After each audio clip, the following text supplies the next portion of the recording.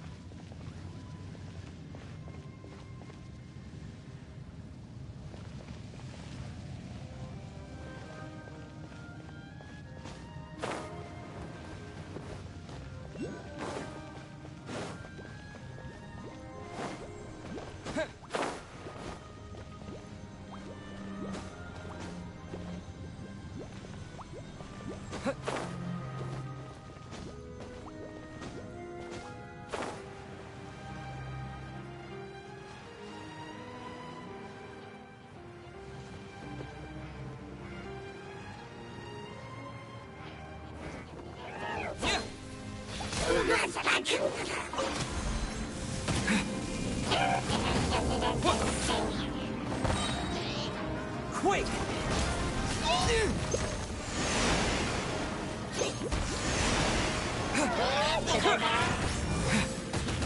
That's gonna hurt in the morning. I'm going in.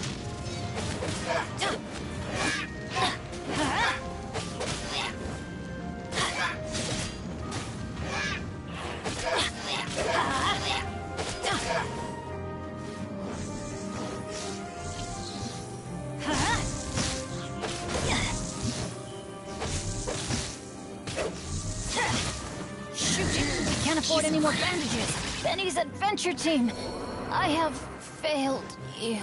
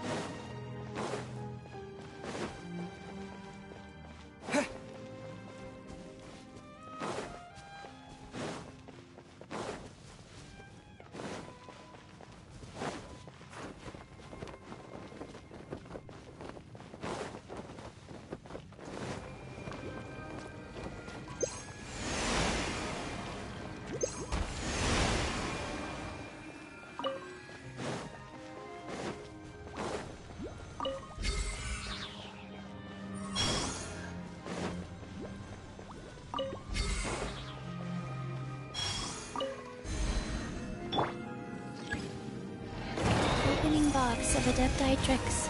Life goes on.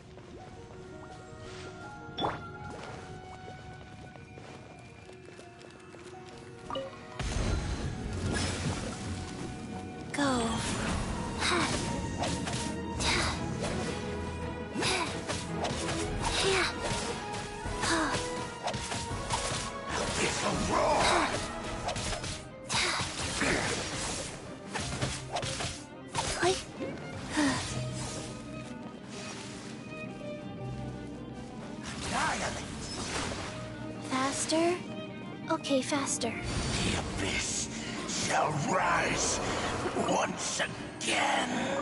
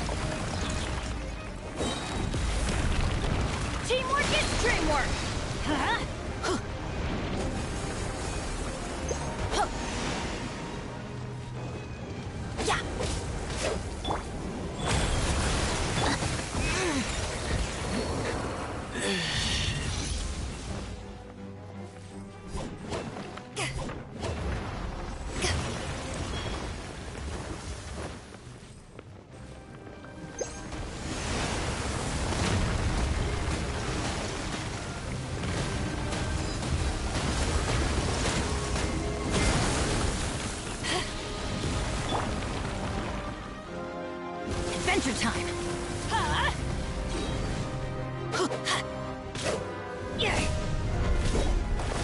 Guys. Yeah.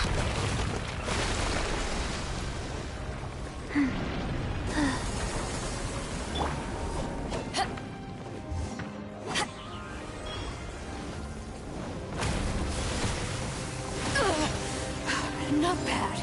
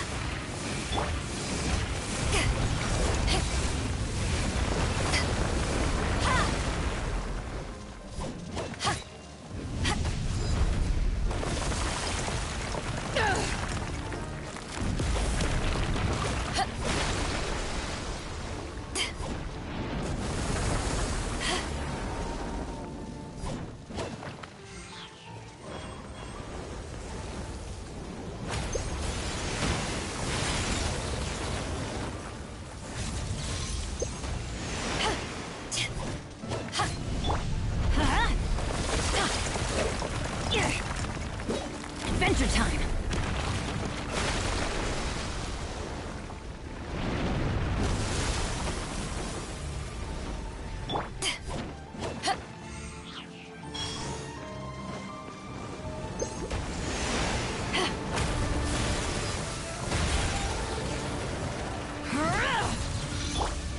Terra Smash!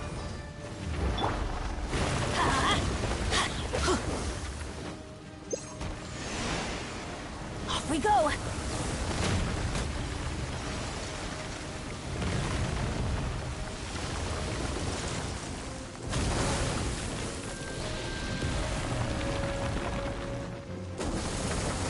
Adventure time! Go.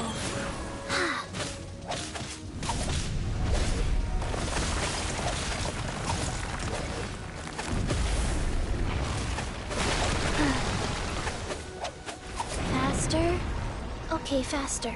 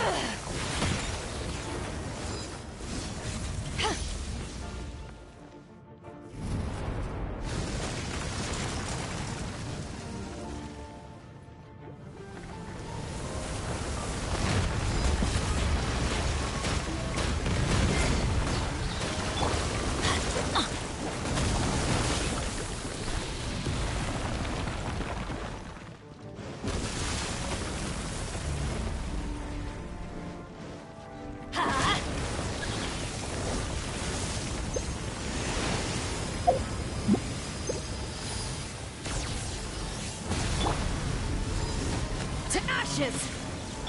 Let's light it up! Yeah. Everybody stand back! Terra Smash!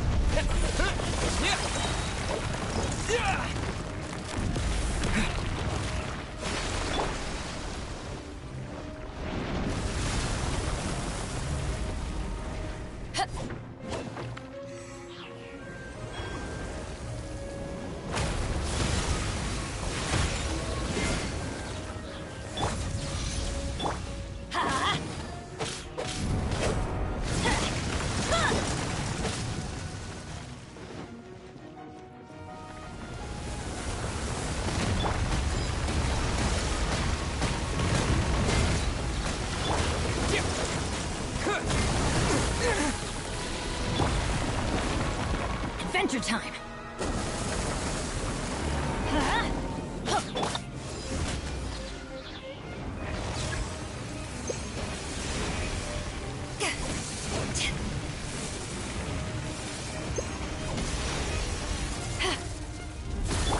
Sacred name, Fortune Preserver. Terra Smash!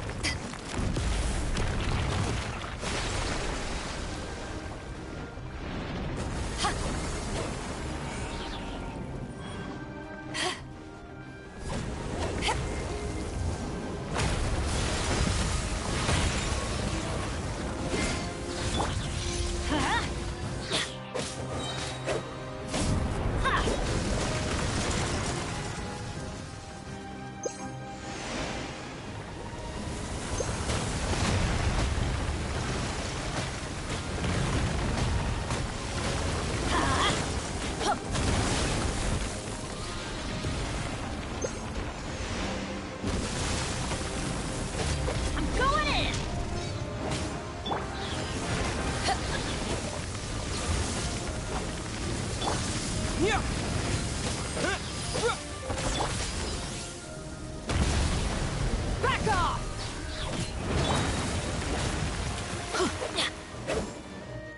Off we go! Let's light it up!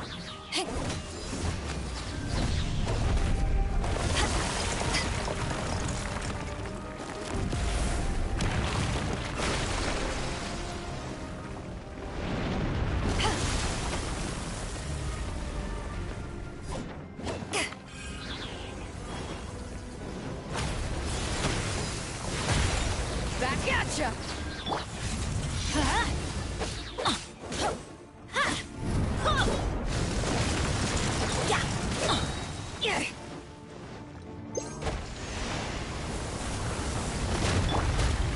Power that ended Hunchon! Everybody stand back! Let's light it up!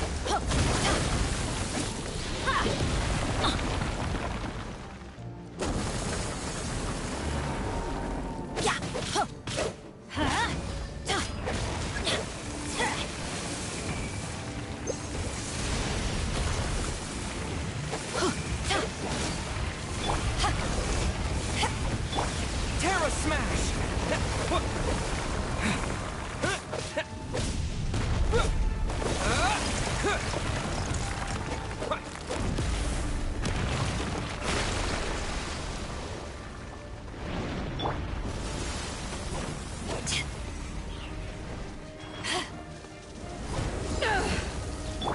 Let's light it up! Not bad.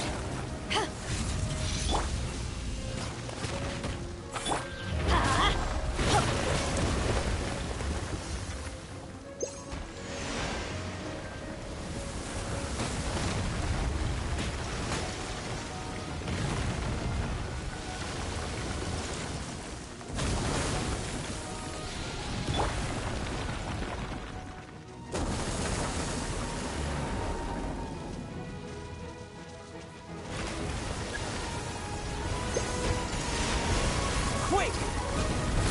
Terra Smash! Life goes on. Click.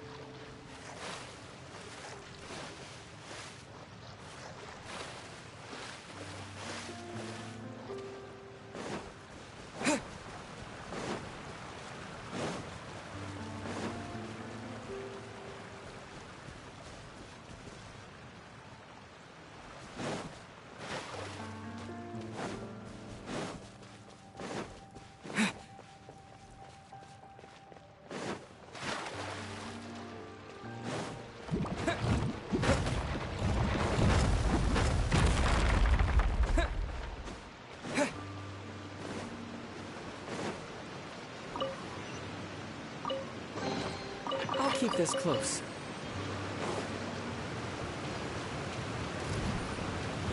Yeah.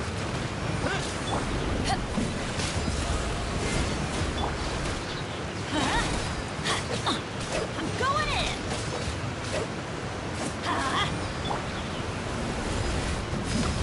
Take this.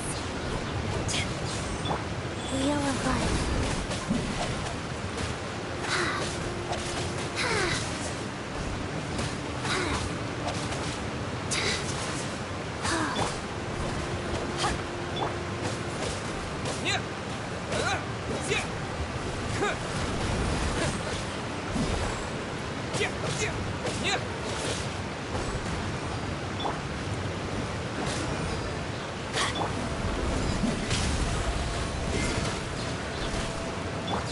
Terra Smash!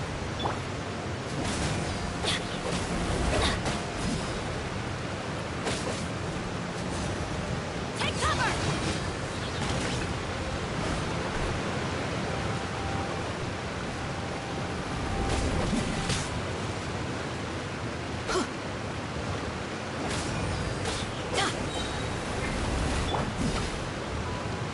Everybody stand back!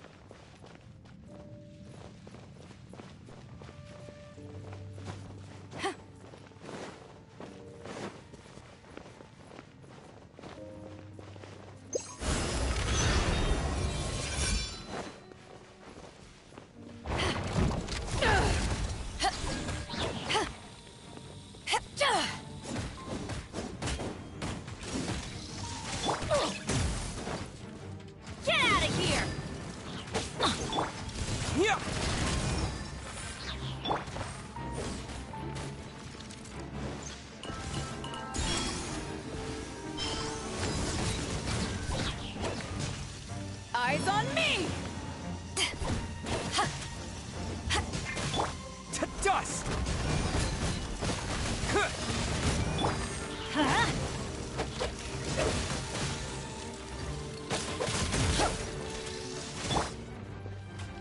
Go.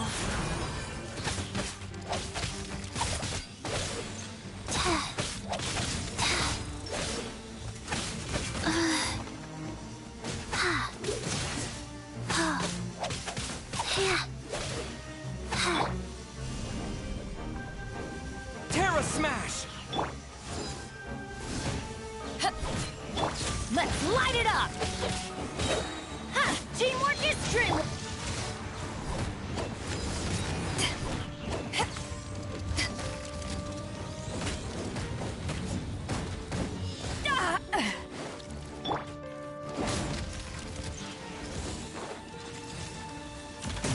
Adventure time! Yeah.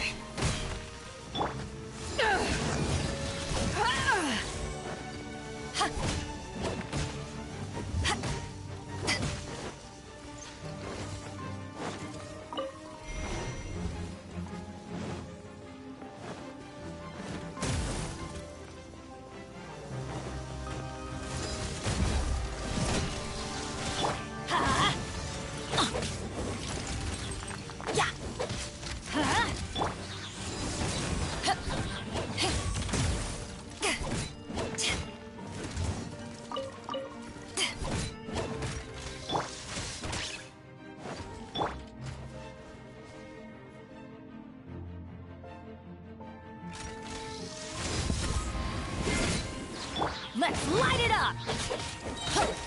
Everybody stand back! Huh?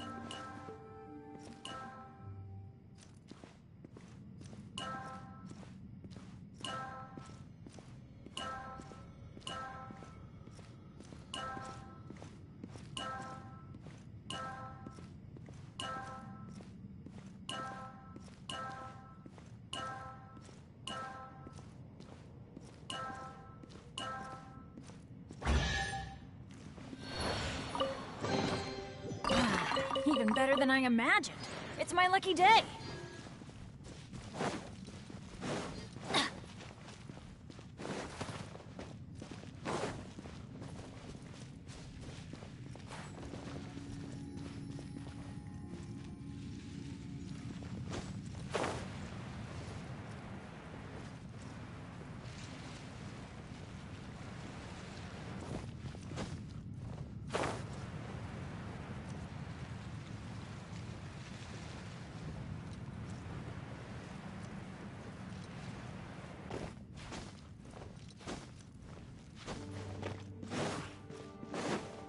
Off we go!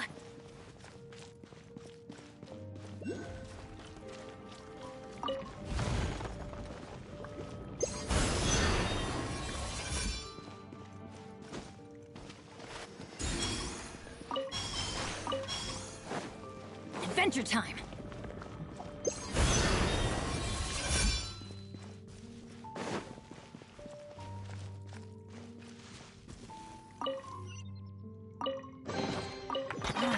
Even better than I imagined. It's my lucky day.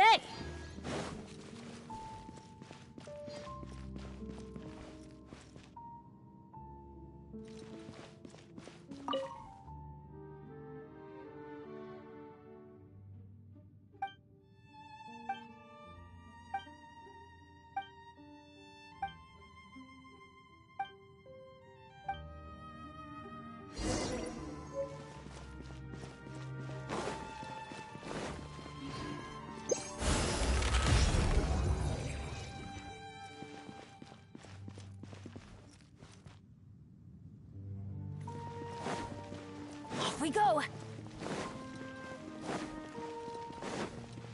Adventure time! Off we go!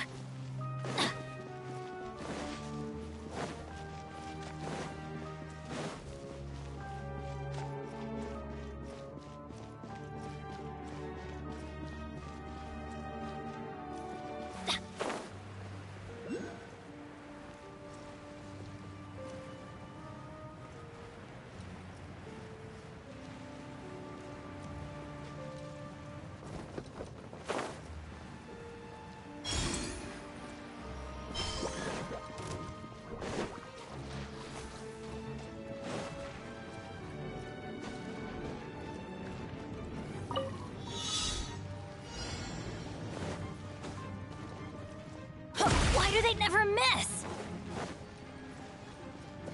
Off we go! Let's light it up!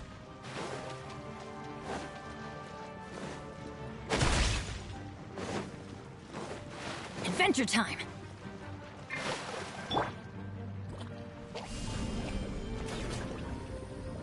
Yeah.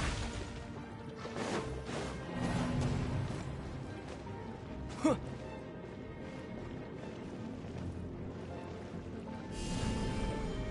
Huh. What?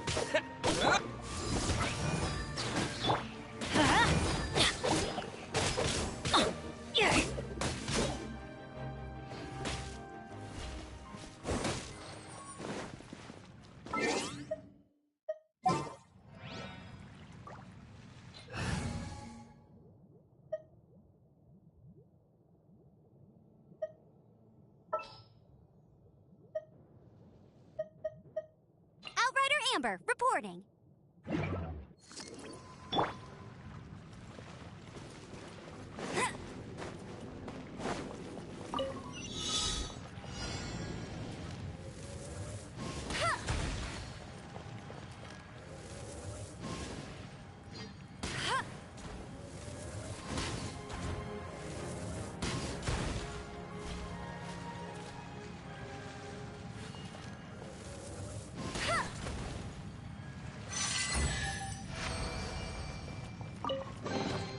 Another target tracked down by Outrider Amber.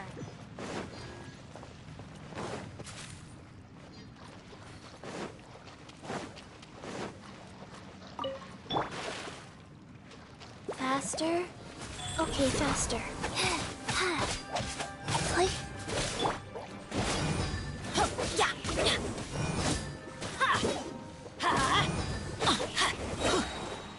I'm going in!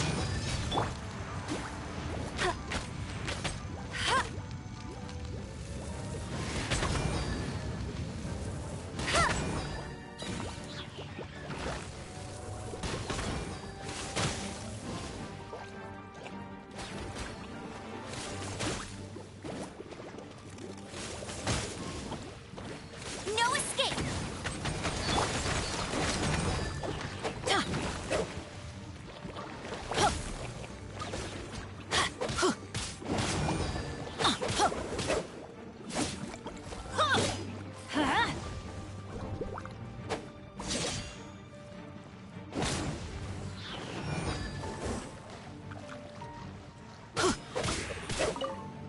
Get out of here! Take cover!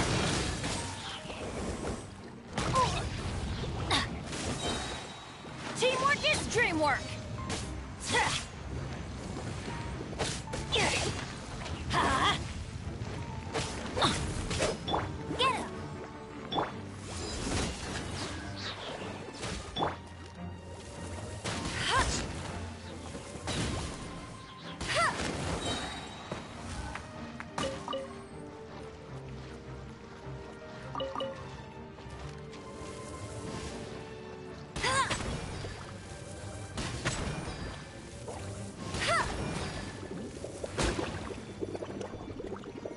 Not so. Let it rain.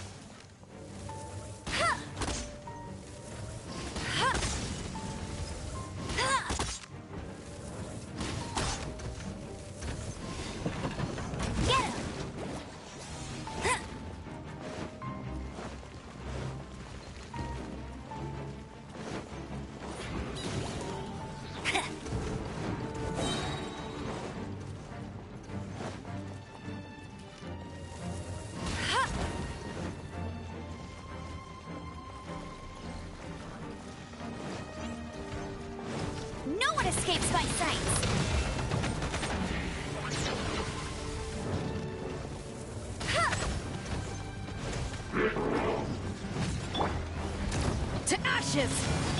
Let's light it up! Ha! Everybody stand back! Ha!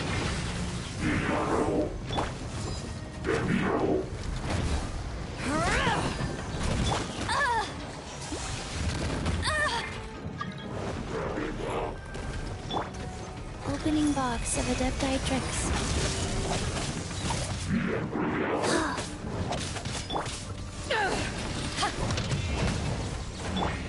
Let's light it up! Why do they never miss?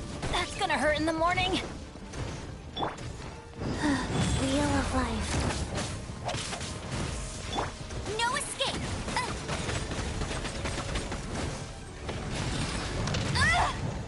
Bet you can't keep up with me!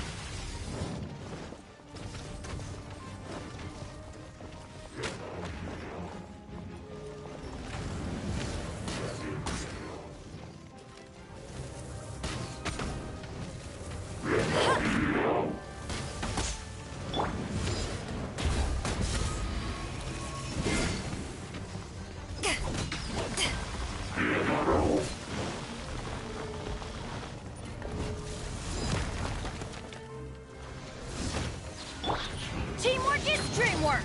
Ha! Yeah! Off we go! Why do they never miss? This is just my luck.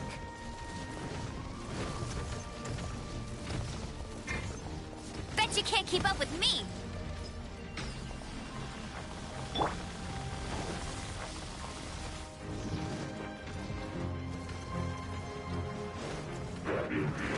I'll race you there!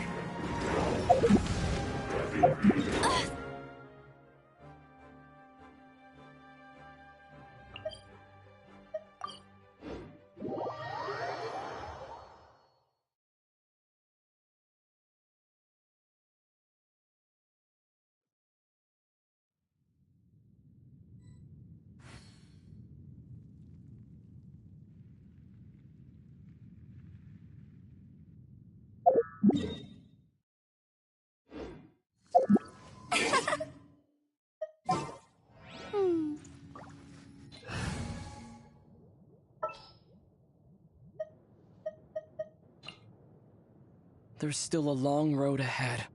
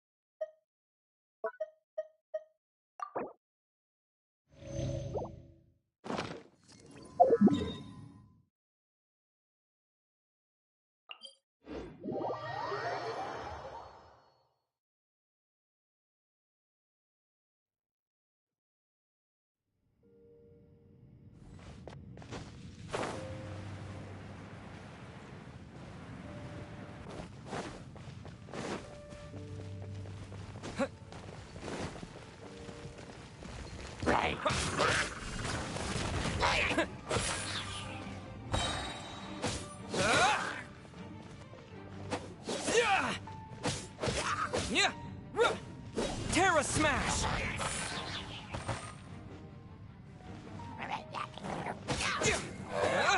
Yeah!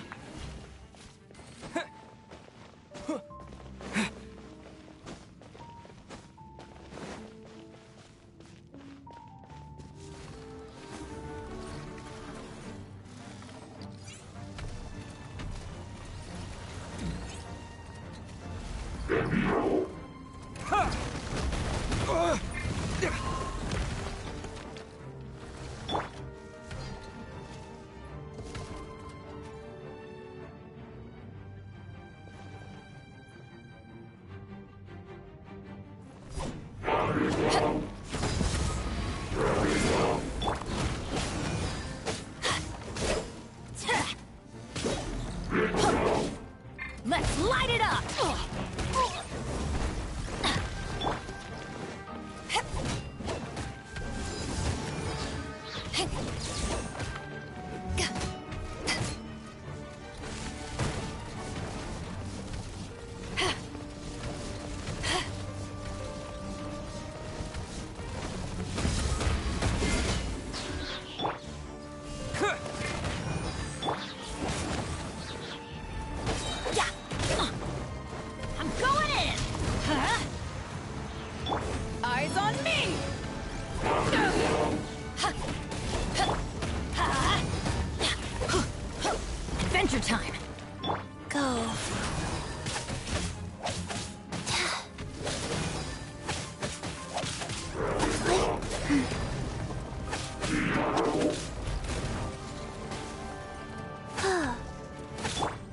Yeah.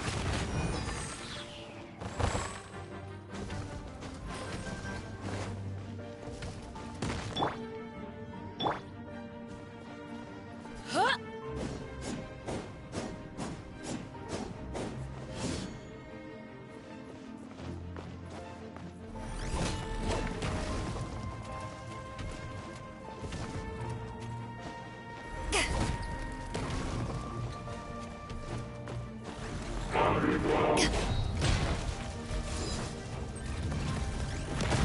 Back off! Let's light it up!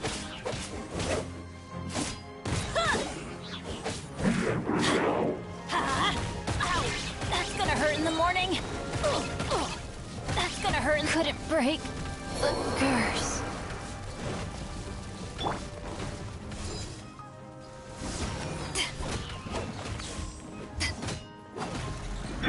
Sacred name, fortune preserver, wheel of life.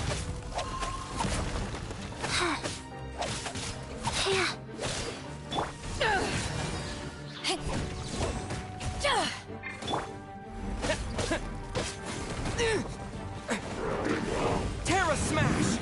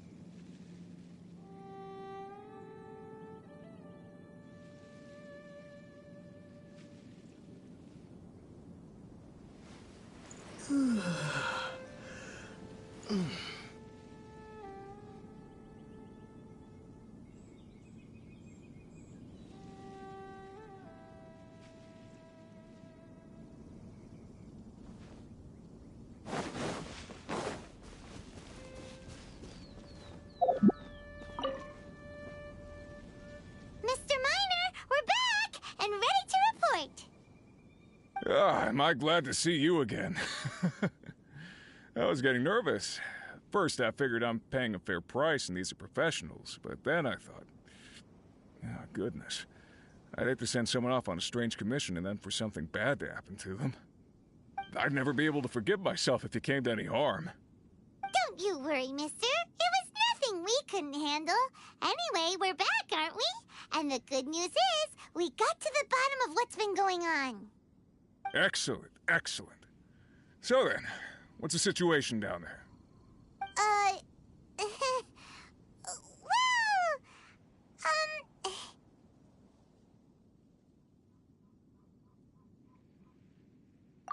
Sorry, Hillitopia? Basically, the hilly trolls down there don't want to fight anymore. Leave them in peace, and they won't cause you any trouble. Well, we certainly wouldn't be going out of our way to provoke them. You can count on that. Last thing any of us miners are looking for is to stir up trouble. All we're looking for is, well, all the glitters. Now there's a philosophy that Paimon can get behind. I gotta be honest, I didn't really understand the situation you were describing, but having your assurance that everything's okay is the main thing. It means we can get back to work straight away. I'm very grateful to you both. You came a long way for this. Please, take these as compensation.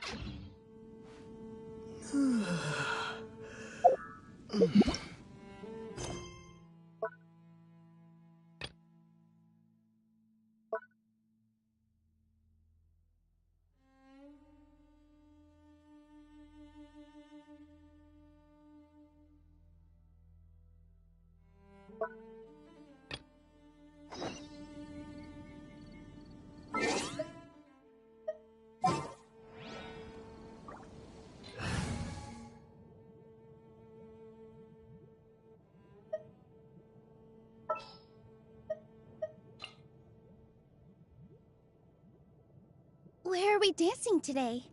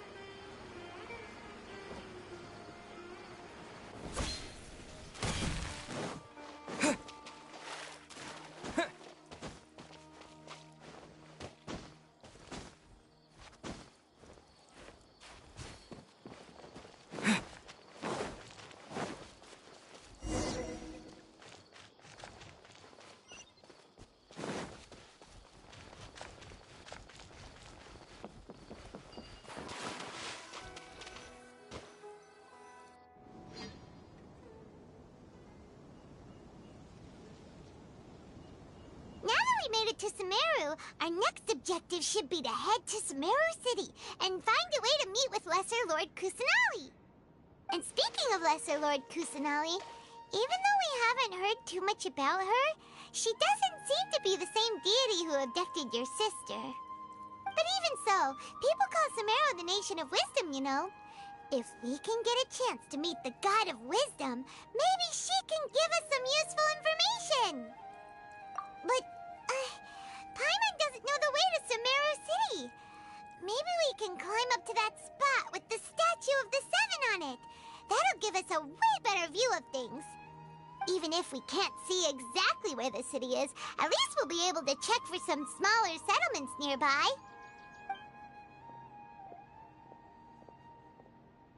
Wait a second. Look! There's someone up ahead! Perfect timing! Now we can just ask for directions rather than wander around like lost adventurers. Hey there! We're not from around here and seem to have gotten a little lost. We'd like to ask for some directions. Huh? Did they not hear Paimon? Hey! You over there! Could you give us some directions? Huh? What's going on here? There's no way she could have missed that. Oh, wait!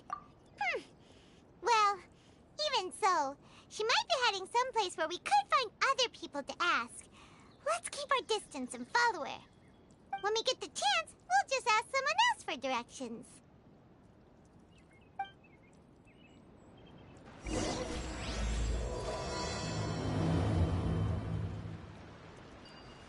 Come on, let's follow her. Just keep quiet. Make sure she doesn't notice us.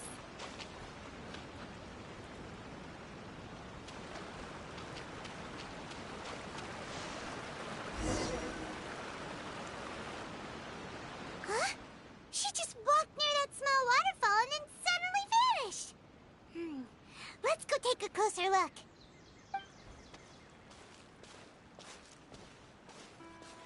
Paimon thought this cave would lead to a village or something, but, it looks like that's not the case.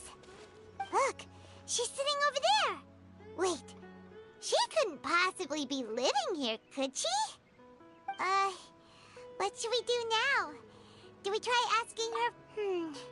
It looks like she's meditating or something. If we bother her now, she probably wouldn't let us off very lightly.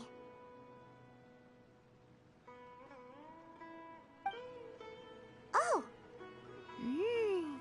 What a lovely smell! It's coming from that sensor over there. This is definitely not your typical place to call home, but at least it smells nice. Maybe living here wouldn't be too bad after all.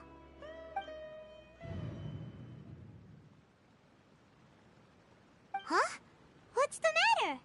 You don't look too good. What? Is the smell making you feel sick? Strange. Paimon doesn't feel anything.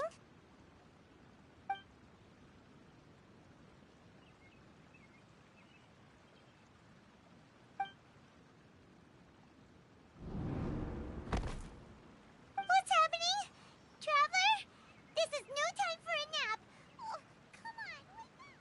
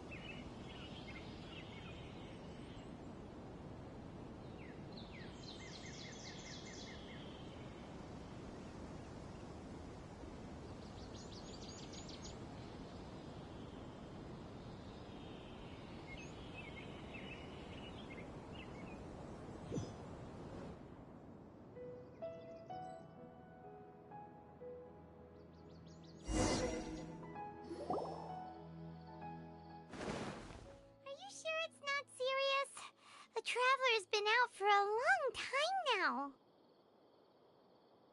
Yes, you can relax. Believe me, Master is extremely knowledgeable. If he says that he's going to be alright, then there's absolutely nothing to worry about. Oh, are you awake now? Oh, thank goodness! Traveler, you're finally awake! Well, we're at... good question. Where are we? Paimon was in such a panic when you passed out that she even forgot to ask what place this is. This is Gandharvaville. It was originally built by scholars from Sumeru as a place to rest in the rainforest. Now it's mainly used by the forest rangers as a base of operations. My name is Kale. I'm a trainee forest ranger. My Oh, no thanks are necessary. I didn't do anything really. By the way, how are you feeling now? Any discomfort? Oh, that's Master's herbal medicine you're tasting. He gave you some while you were unconscious. Before I forget, Master mentioned you should take more medicine once you wake up.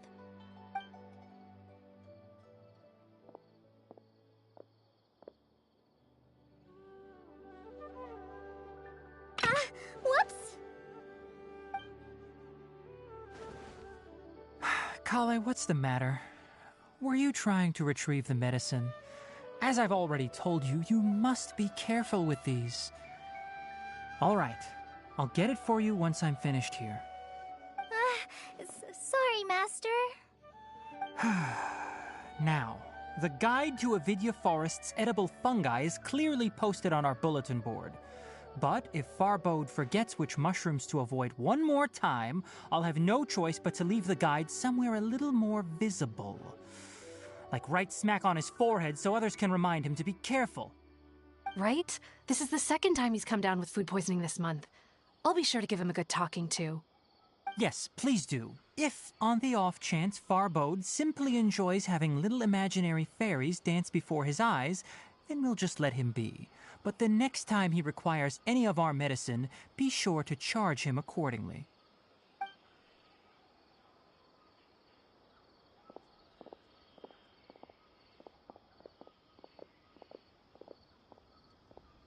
So, how are you doing? Feeling better? Oh, this is my master, Forest Watcher Tainari. He is chief officer over all the rangers here in Gandharvaville. I already informed Paimon about the reason you fell unconscious earlier. But now that you're awake, let me explain it for you as well. It is common practice for Sumeru scholars of certain darshans to dedicate themselves to training and meditation in isolated areas, particularly the nearby forests. While meditating, they use a certain incense known as spirit borneol to help calm their minds as they enter a state of deep rumination. In hopes of asking directions, you two followed a scholar named Hypatia into her cave. The incense you smelled inside was the spirit borneol I just mentioned. That incense typically has no effect on most people, but for a very select few, it can have profound effects on one's cognition, as you experienced firsthand. Does that make sense? Very good. Now, answer me this. Did you feel anything after passing out? Say, any out-of-body experiences? Or did you see anything while unconscious?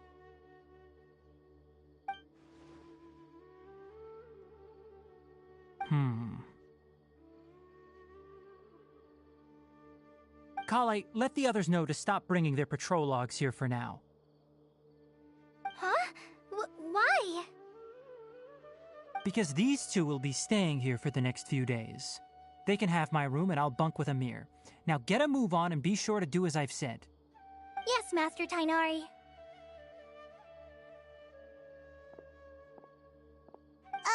Wait, hold on a second. Can you tell us what's going on? Sure, let me fill you in. I originally planned to send you on your way once you finished your medicine. However, it appears now that you should stay a while longer in Gandharvaville for further observation while you recuperate.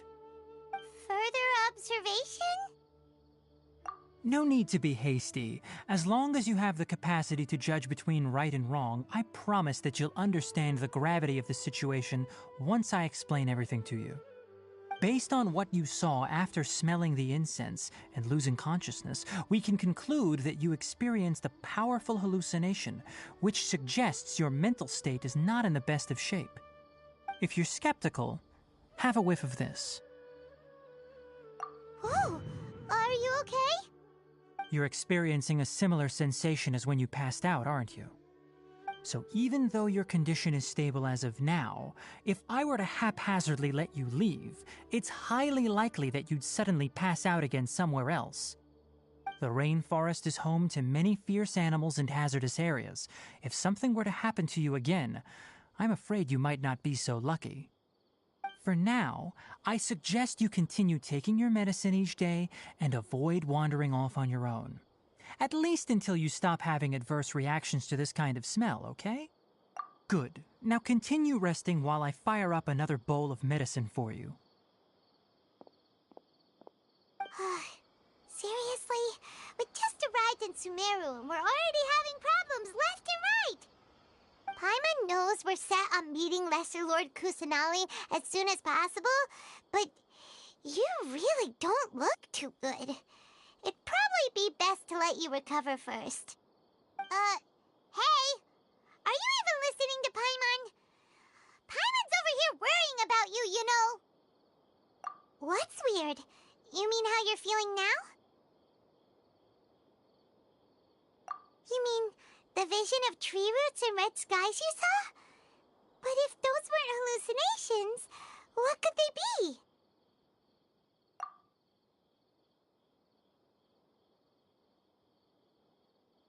Well, considering how unique you are, Paimon trusts your judgment here.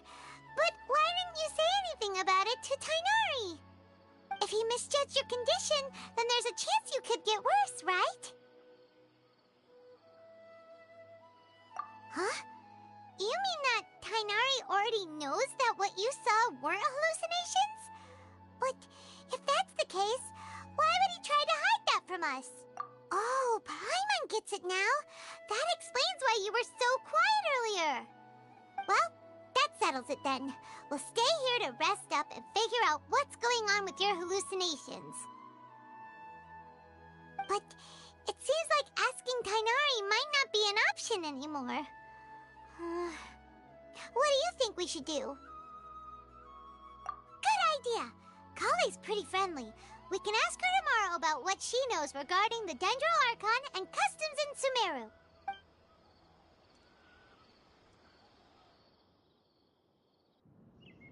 Rise and shine! Come on, it's time to go find Kale!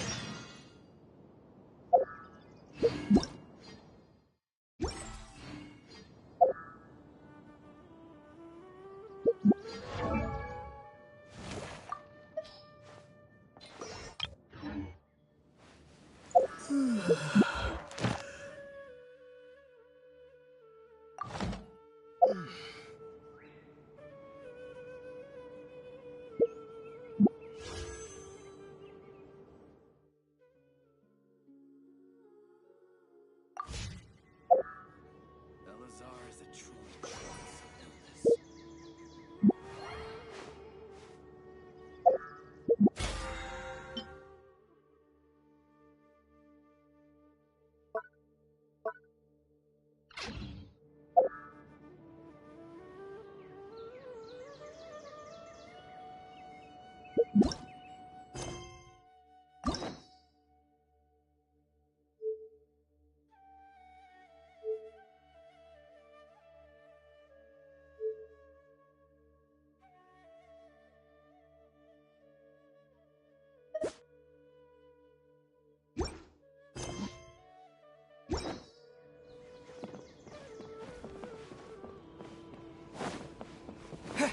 Our recent catch was great. Definitely have enough for a grand feast.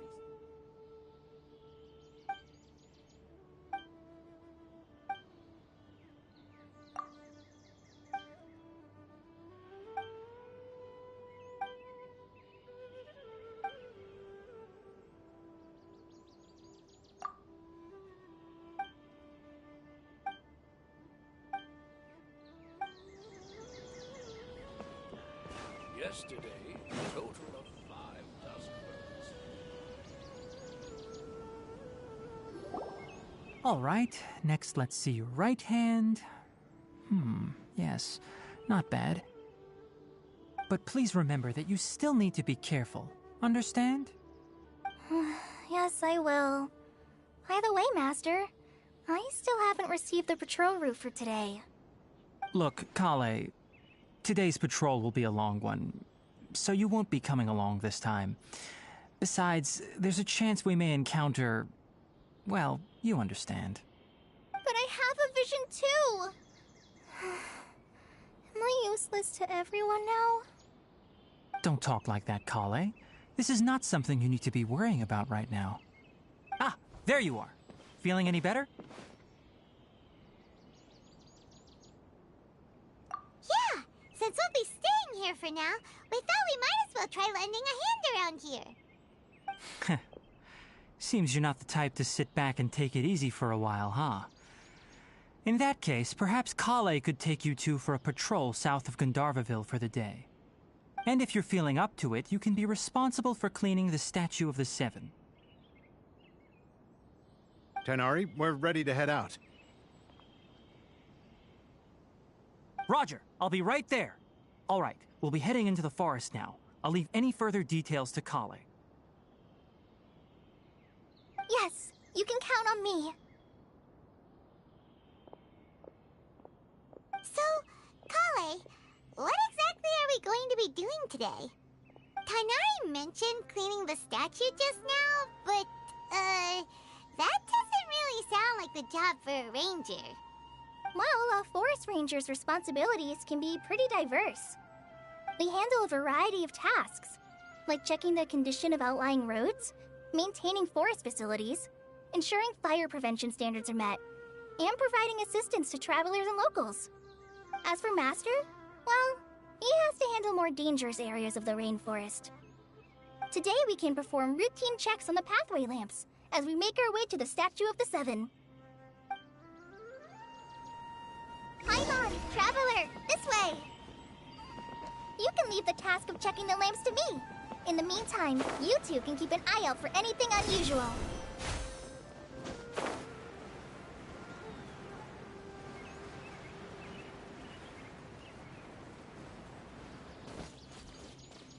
Nothing wrong with these two lamps. Let's move to the next ones. Oh, this lamp seems to be getting a little wobbly. Let me make a note of it.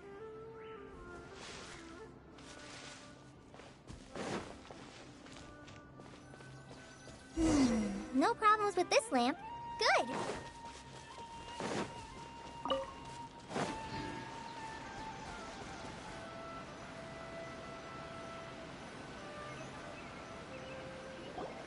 The Statue of the Seven is up on top of that large rock formation.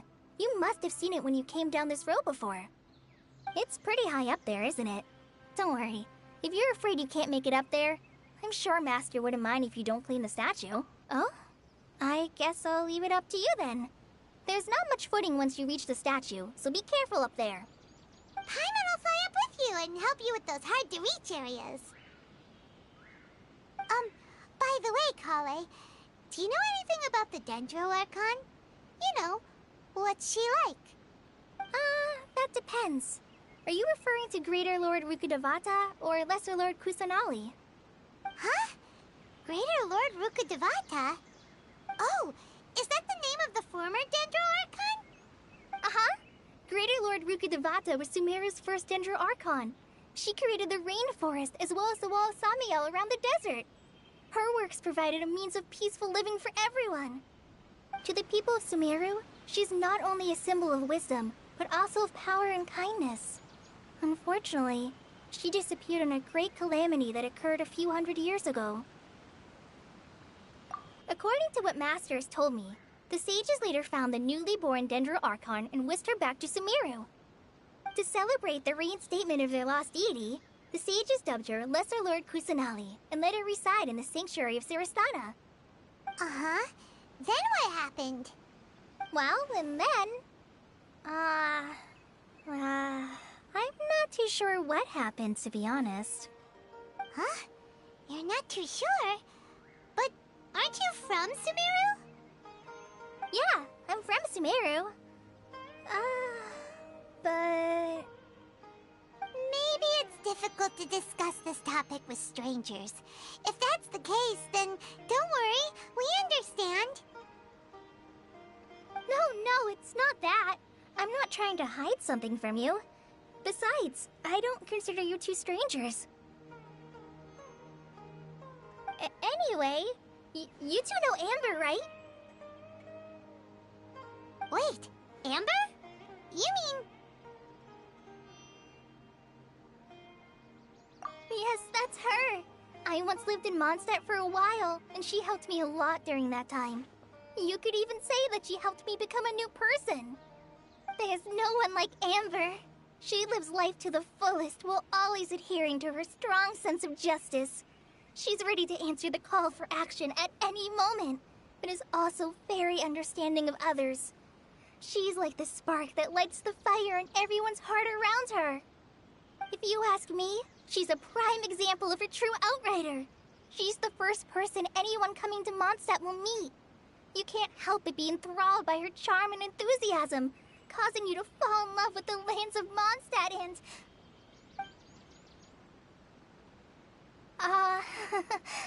sorry. Paimon thought the work of Outriders was a little different from what you just described, but one thing's for sure, you really like Amber. Sorry. I was rambling on just now. It must have sounded kind of weird. It's alright, Kale. Knowing that you're a friend of Amber somehow makes Paimon suddenly feel a lot closer to you. So, how do you know that we've met Amber?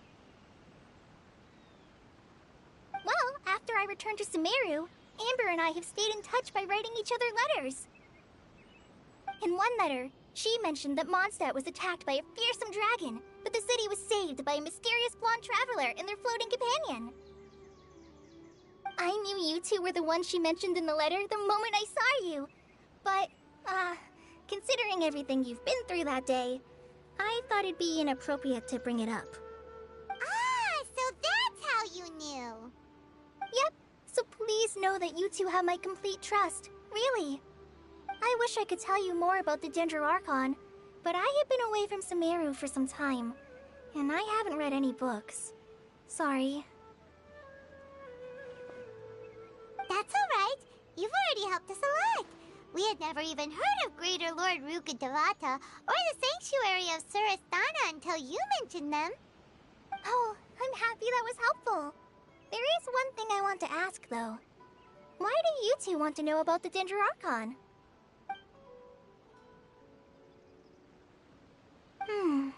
So that's why you're here. Thank you for telling me your story. Don't mention it. We are friends after all, right?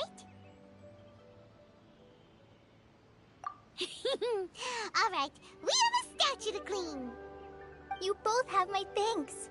While you two are up there cleaning, I'll go ahead and inspect the forest canopy. Let's meet back here shortly.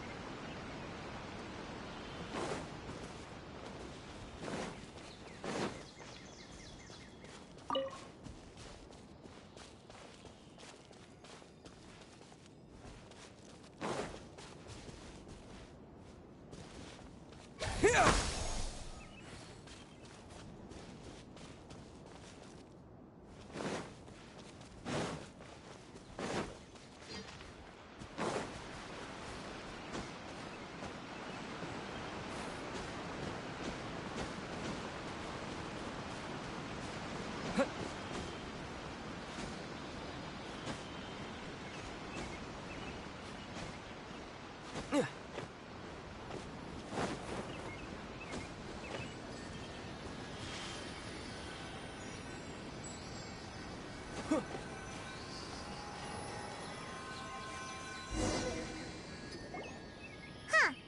Now that Paimon looks at it, the deity that's carved on the statue is kinda small. Do you think she's supposed to be Greater Lord Rukkhadevata or Lesser Lord Kusanali? The name does seem to fit the statue somehow. Well, anyway, we'll have to figure that out later. Let's get started on cleaning the statue. Paimon will fly up and...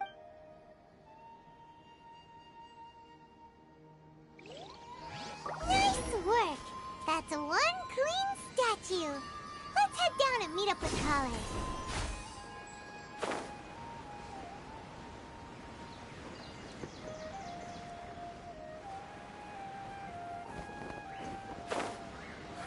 When can I leave this soggy place behind? Looks like I may have to find a different investigation route.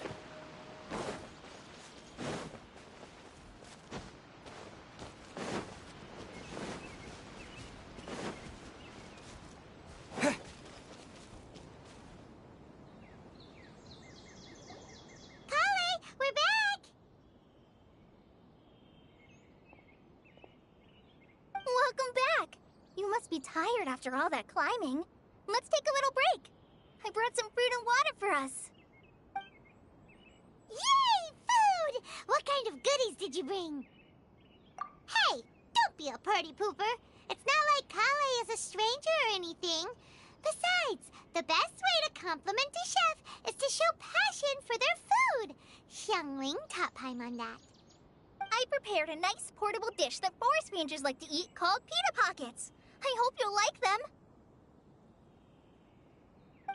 Whoops! Ah, no! You dropped it on the ground! Not to worry. I wrapped a few layers of oiled paper around each pita. They should be fine. Oh, whew. Paimon nearly had a heart attack there.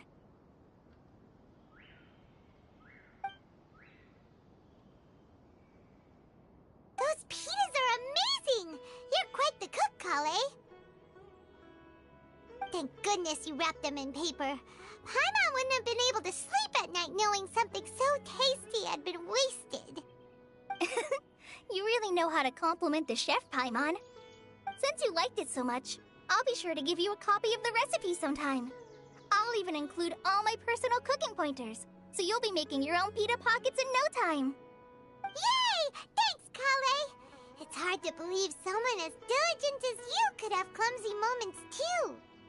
Oh, I guess it happens from time to time. So, Kale, don't you think that Tighnari's a little too strict with you? He won't let you touch anything without his permission. Paimon knocks stuff over all the time flying around the Traveler, but he's never said anything. Everyone has their clumsy moments. No, you've got the wrong idea about Master. Sure, he may seem a bit harsh at first, but with some time, you'll see that he's actually very kind-hearted. I've heard the veteran rangers say that Master is from some ancient and mysterious race that is known for their cunning wit and reclusive nature. Oh, by the way, you've heard of the Academia, right? Well, there's a group called,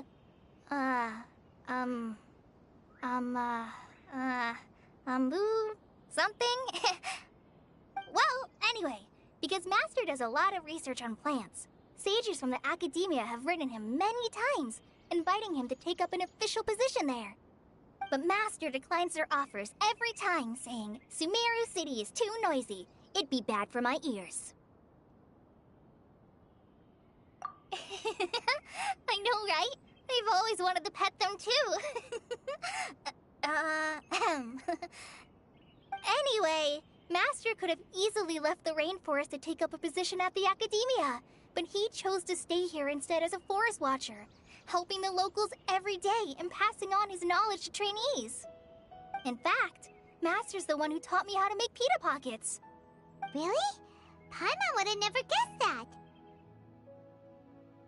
Oh, speaking of Tainari, he was the one who took care of you after finding you passed out yesterday. He even carried you all the way here. Paimon's still kinda upset, though. He kept scolding Paimon the entire way here.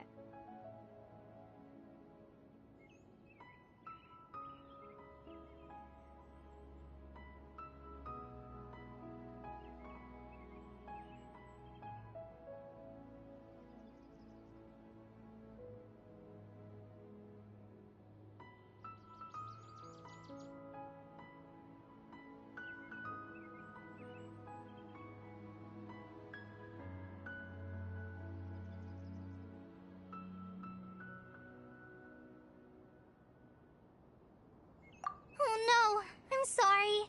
Master might have been overreacting a little. But, it's mostly because Paimon wouldn't stop yelling, "Why, oh why, is he going to die?" It probably started to get under Master's skin after a while. Hey! Don't laugh! Paimon was genuinely concerned about you.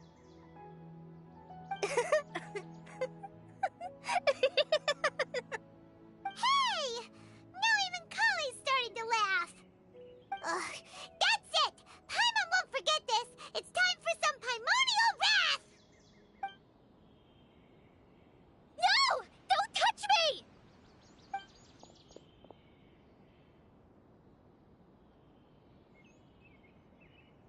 Oh, sorry, Kale. Paimon didn't mean to scare you. No, I just... I didn't mean that. Kale, are you okay? What's the matter? No, I'm fine. I'm sorry. I must have startled you both reacting like that. Oh, well, it's getting late now. Let's hurry back to Gandharville. I think Master and the others should be back by now, too.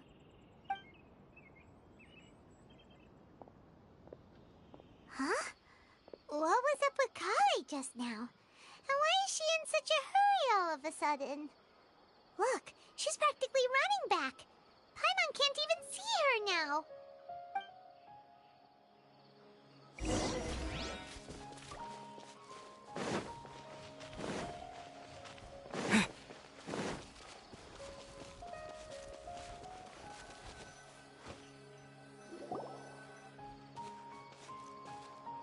Ah, Traveler. You've returned. Yep, we're back. Have you seen Kale by any chance? Oh, Kale? Yes, I saw her go into her room just a moment ago. Oh, okay. Guess we'll just have to wait and talk to her tomorrow then.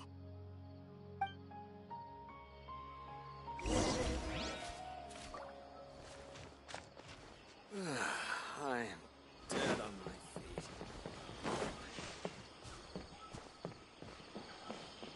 Elazar is a truly troublesome illness.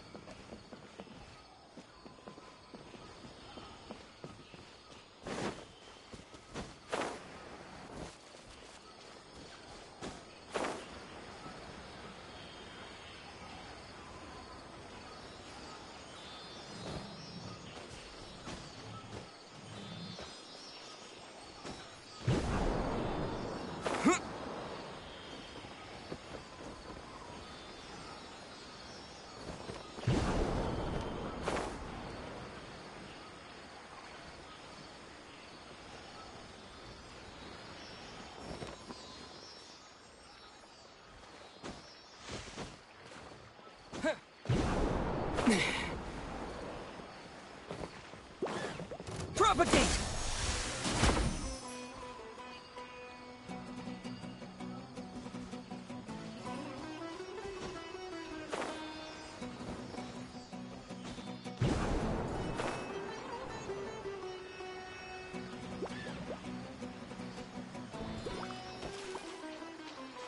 Yeah! Yeah!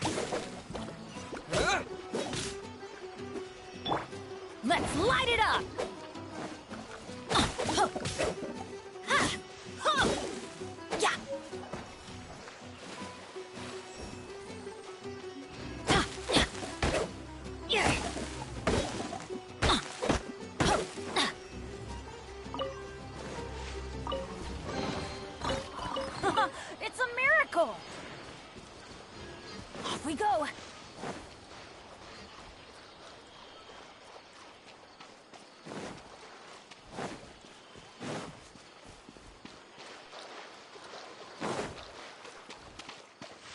adventure time.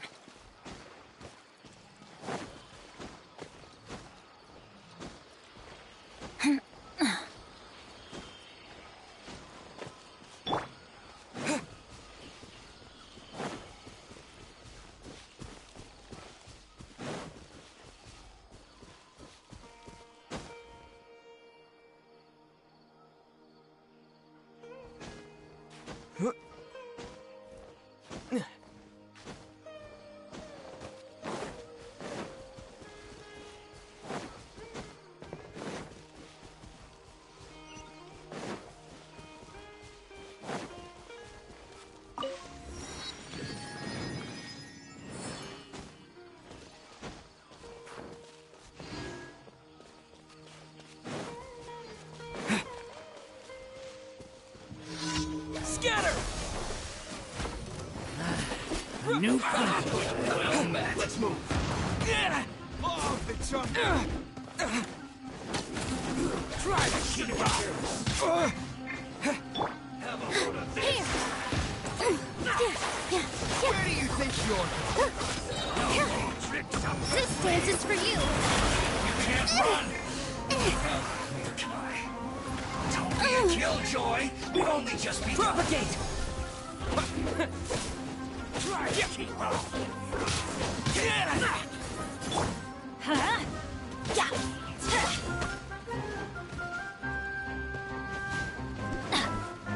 This one's Let's well light done. it up. Positions.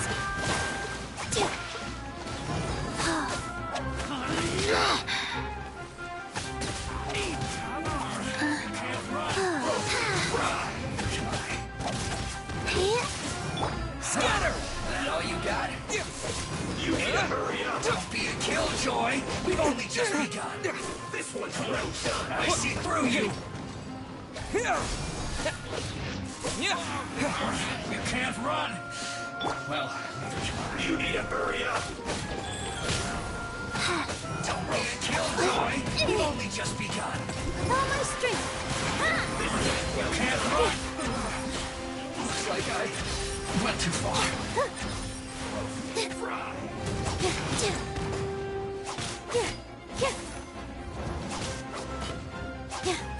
You need to hurry up. Scatter! This one's well done.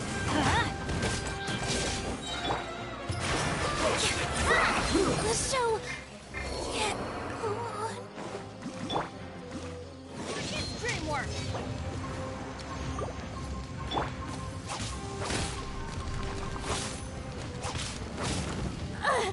Deep breaths. Where do you think you're going?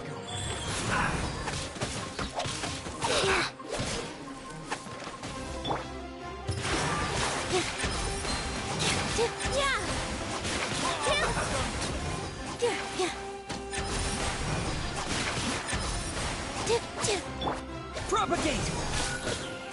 I'll be back.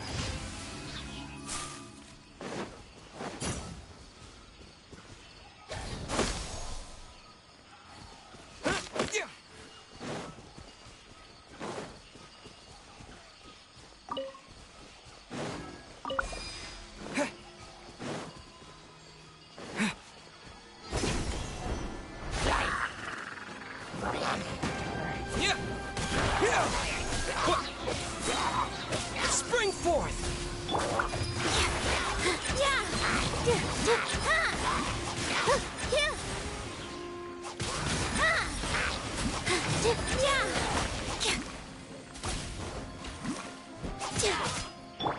Propagate!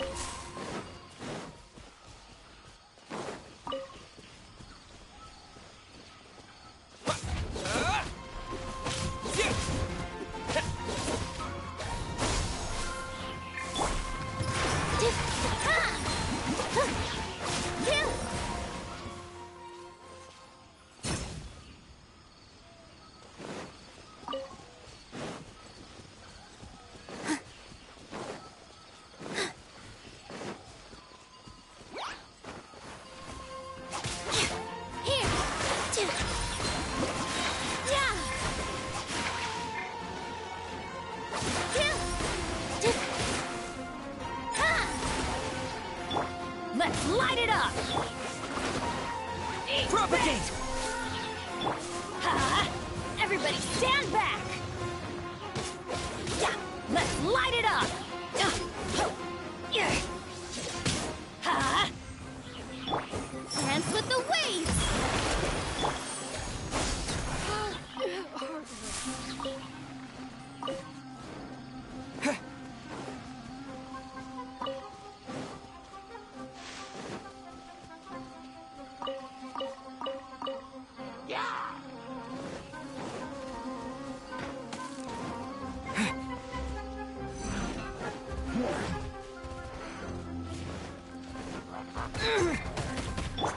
Orders given. Orders received. Positions.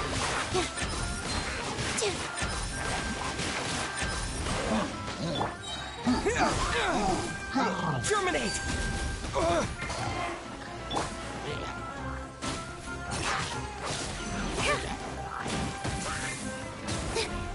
Ow! Teamwork is dreamwork! With all my strength. Yeah.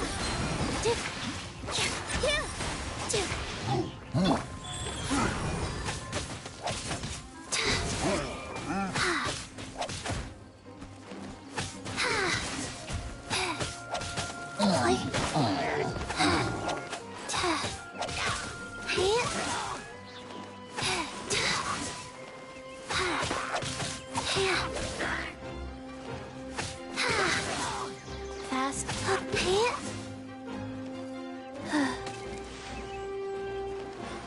Scatter! Yeah! What? Yeah!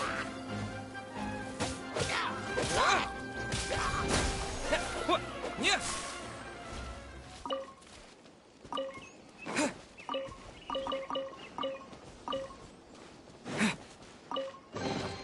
A reward on the road.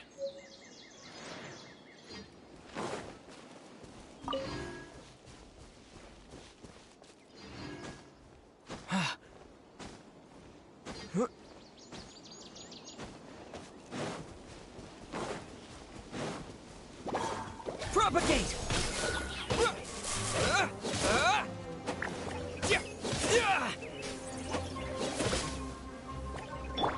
Let's light it up! Yeah!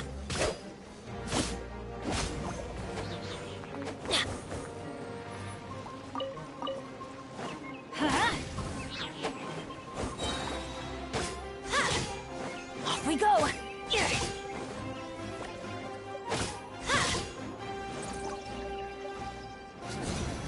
Take cover!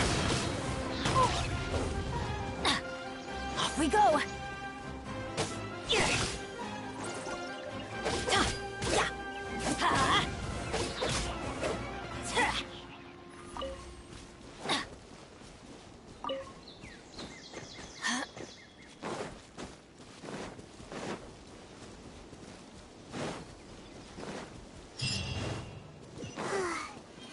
Hyman was thinking all night about what happened with Polly, and still can't figure out what the problem might be. Maybe she's in a better mood now. Let's go check on her.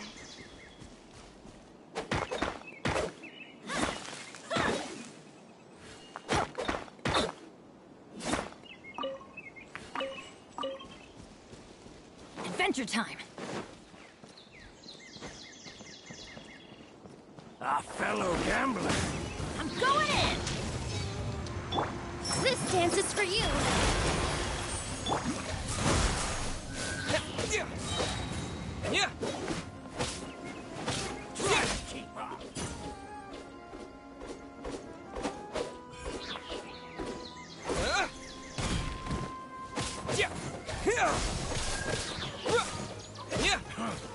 You won this one.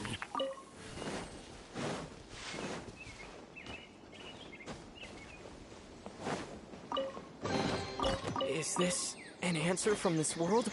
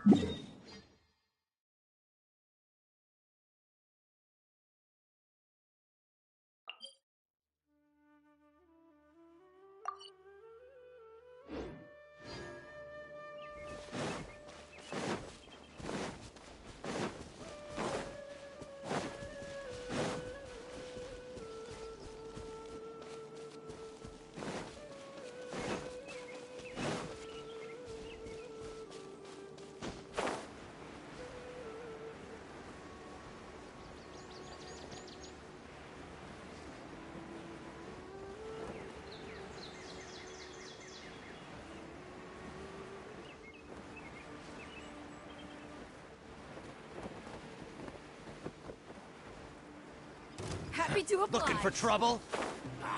Come on, coward! Take that! Spring forth! Position. Ha! Yeah. No more tricks up your sleeve! Yeah.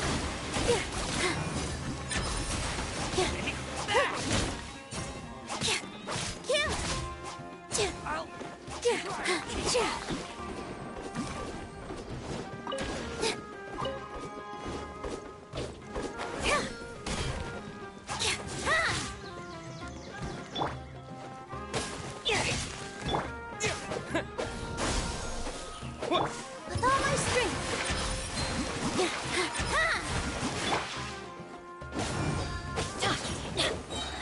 Scatter! You won this one.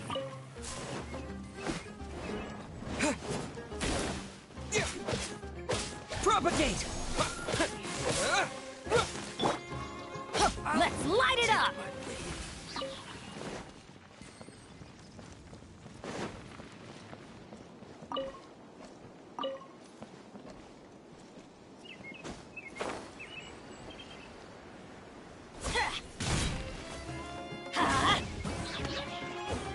Teamwork is dreamwork! Here.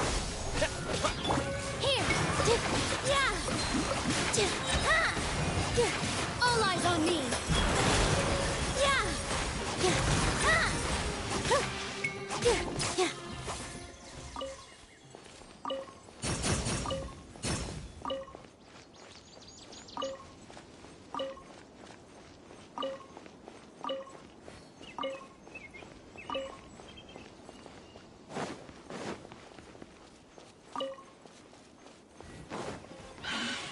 Positions.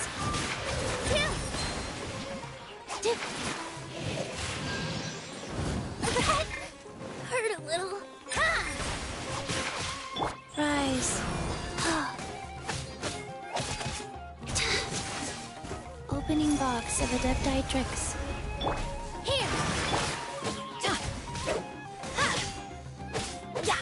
Let's light it up! Scatter!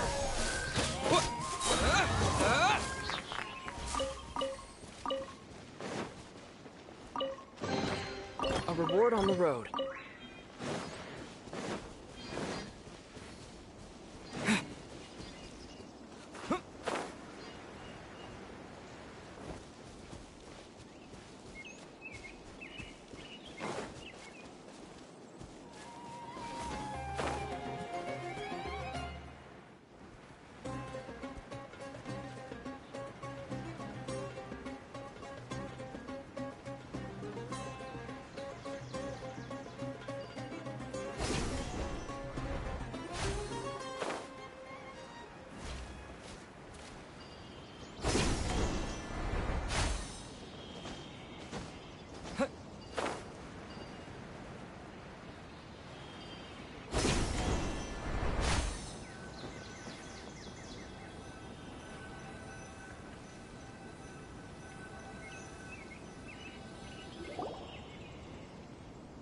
Ah, it's you two. I was just about to go look for you. Huh? Tainari, what are you doing here? Where's Kale? I came to check on Kale's condition. To put it simply, she's not well. You mean she's sick? How could she be... Oh, wait a minute. Could it be because of what Paimon did yesterday? No, no need to worry. Something as small as you could never harm her. This sickness is something that Kale has been dealing with for some time. Kale has been more excited than usual since you two arrived. A little too much so, to be honest. She hasn't remembered to take care of herself. I suppose it's understandable, though. She hasn't been around anyone she considered a friend for some time now. It must have been refreshing for her to have you two here. So, Tainari, what's really wrong with Kale? Let's take this conversation elsewhere. Kale just fell asleep after taking her medicine. She needs some peace and quiet.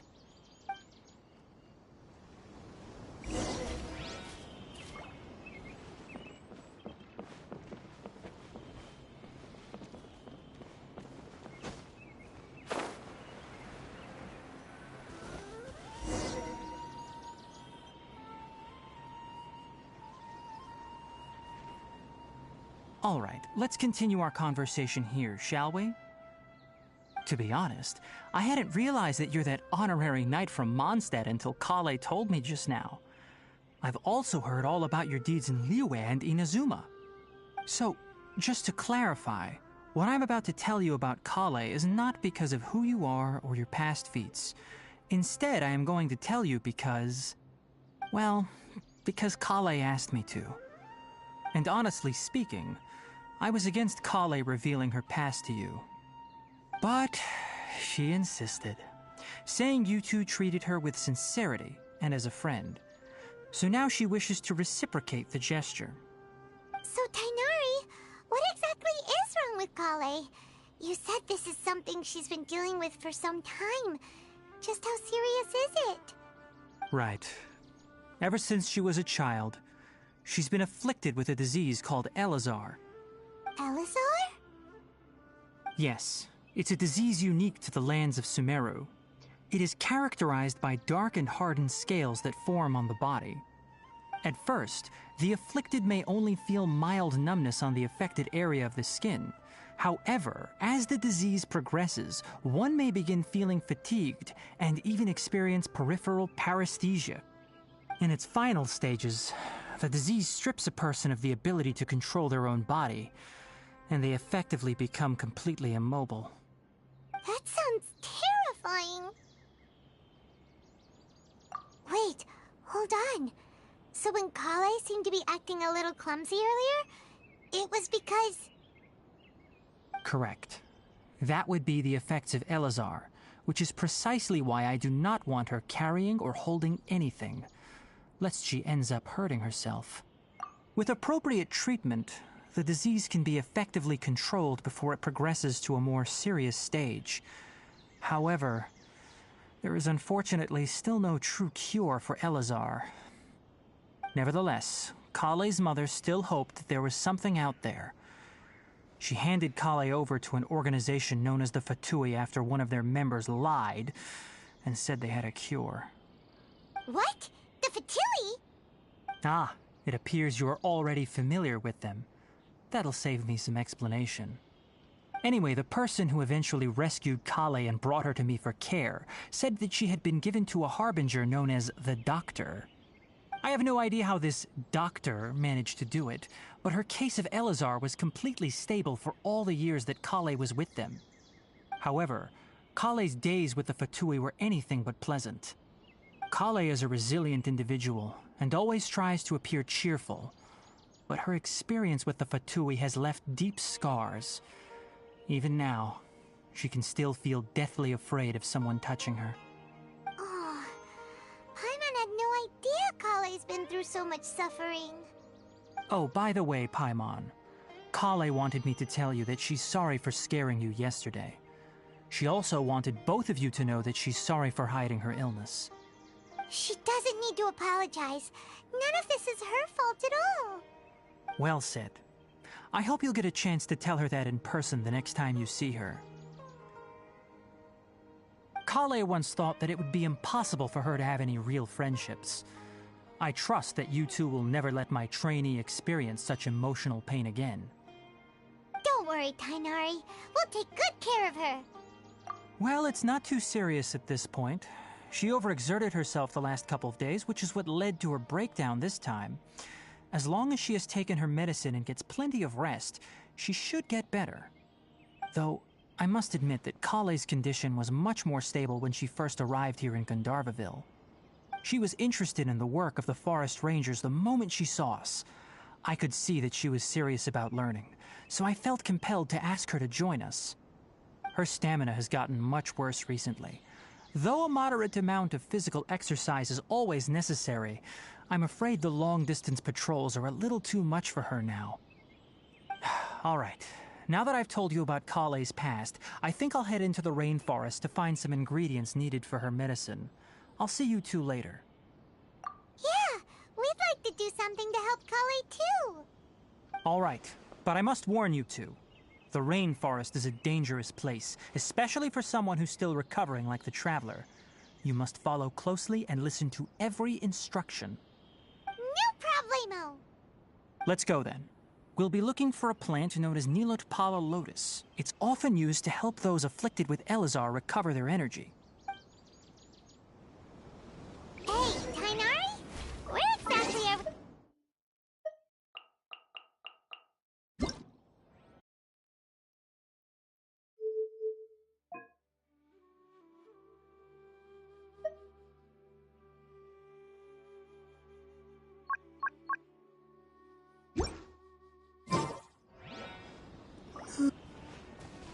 Nilotpala lotuses can be found all over the rainforest, but it often grows right here around Gandharvaville.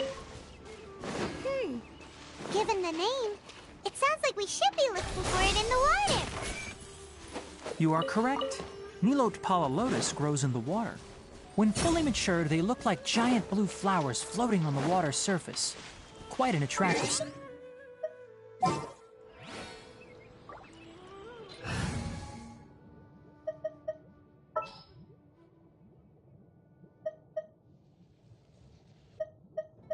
I'll bring my seasonings.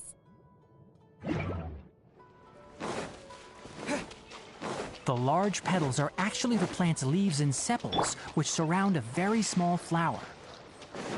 You should note that many of the plants found in Sumeru have names that are contrary to their species. Take the Kalpalata, for example. The plant is not a lotus at all, but rather a vine. And then there's the Sumeru rose, which is not a rose, completely contrary to its name. Oh, okay then. Note to Paimon, never bring up the topic of flowers with Tainari. Booba, get them!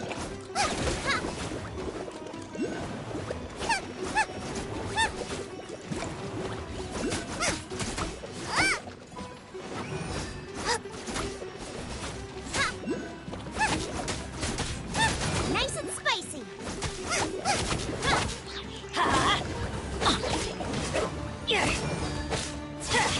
Let's light it up!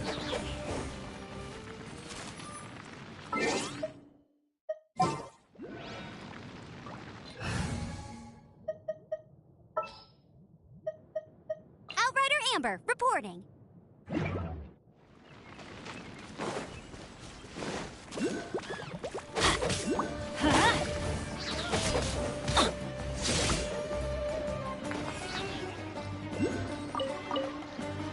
Off we go!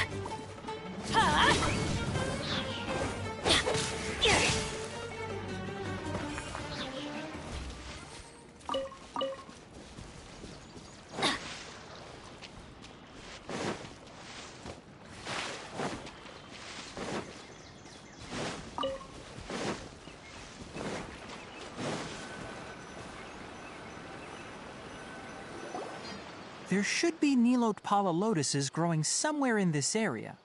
Let's split up and begin searching. If you could manage to gather 4 of them, that would be sufficient. We'll rendezvous here once you've gathered the needed amount.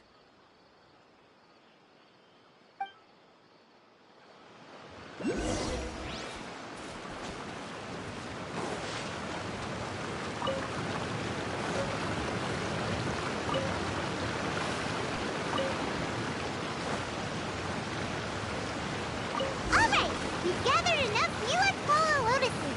Let's head back to meet Tainari.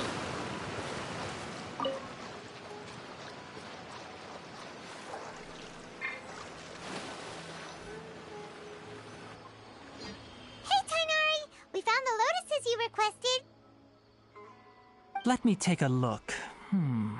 Good, very good. These are all excellent quality. I'm quite glad you two came along. Your exploration experience helped save me a lot of time here. It seems we even have enough time to stock up on some other things I need. Hey, Tainari!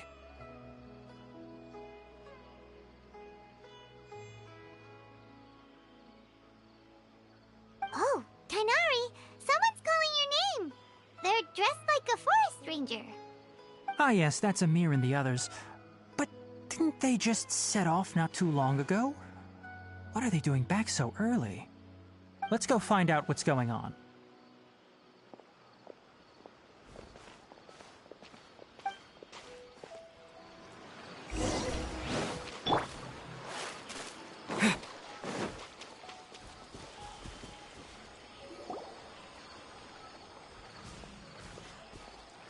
Tainari, thank goodness we found you here. We were just about to head back and find you at Gandharvaville. What's going on? We just discovered a withering zone. The withering is back? But the patrol route you were on should have been already clear just a week ago. Can you tell me the exact location? It's up ahead, deep in the river valley. It's appeared in a spot that blocks nearly the entire narrow part of the valley area, so we decided to come find you as quickly as possible. And the radius of the contamination? Sorry, I couldn't get a... No one in our patrol team had a vision, and it appeared to still be spreading. So we... Okay, I understand. You made the right decision. I'll go deal with it right away. In the meantime, please guide these two back... Wait, Tainari, why don't you let us help you? You two have only just arrived in Sumeru. You're still unfamiliar. There's a unique type of anomaly that occurs in the Sumeru rainforest. It's called the withering. The affected areas not only cause nearby vegetation to wither, but it's also lethal to wildlife and even people. If you don't carry a vision, then you should think twice before approaching such places.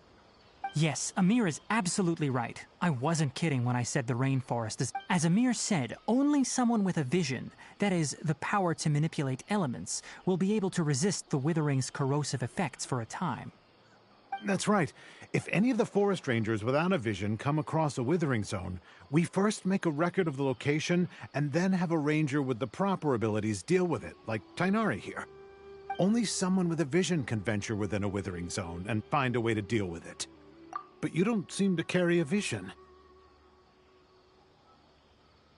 Don't worry, he may not have a vision, but he's a real pro at using the power of the elements. It seems the rumors about you are true. In that case, all right, you two may accompany... We typically only teach visitors how to identify the withering as they're about to leave Gandharvaville. We'll make an exception today.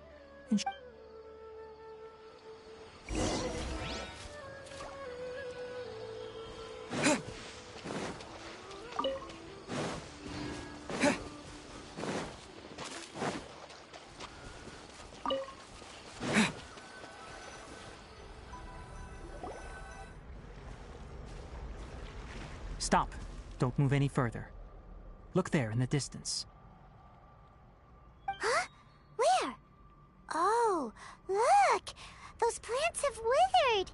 That whole area is kinda gloomy. Even the air looks like it's filled with ash. Oh, Paimon doesn't like the look of this. That is the withering. All right, traveler. We're going to have to enter that withering zone. Once inside, we'll need to look for what we call tumors of the withering. If we eliminate those, then the area will be saved. Thank you, but I must warn you. Don't push yourself. Even with elemental powers, once you step inside the withering zone, you may experience extreme discomfort. If at any point it becomes too much, return outside the zone and take a breather. It could become a matter of life and death. You ready then? Let's go.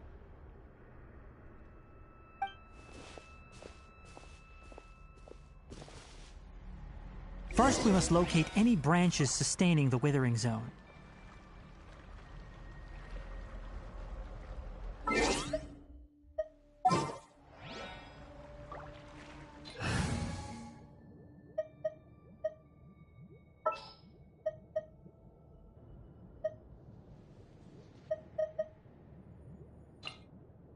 I'm here.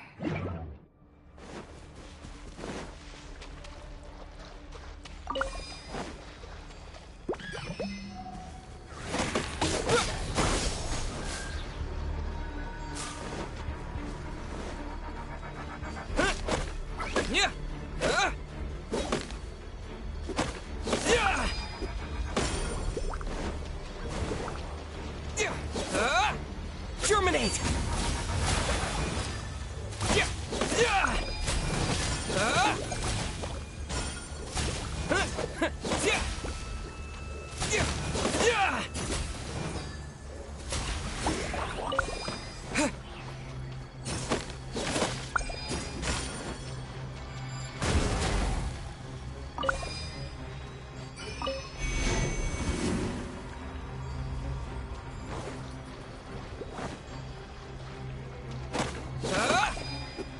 Great work.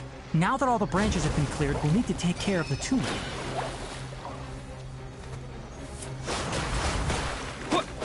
Scatter! Yeah! Yeah! Yeah!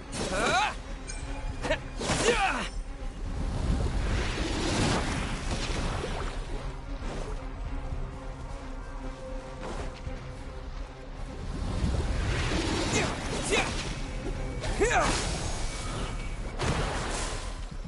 I'm going in!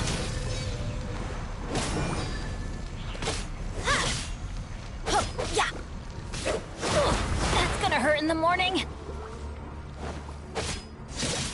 Let's light it up! Scatter!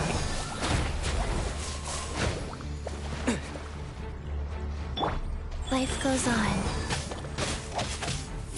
Oh.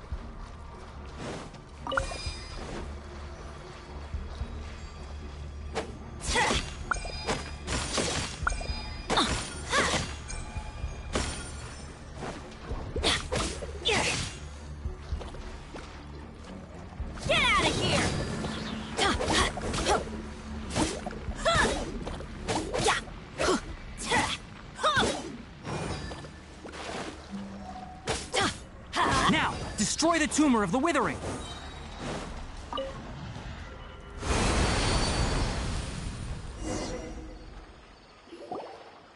did it! Everything's returning to normal now!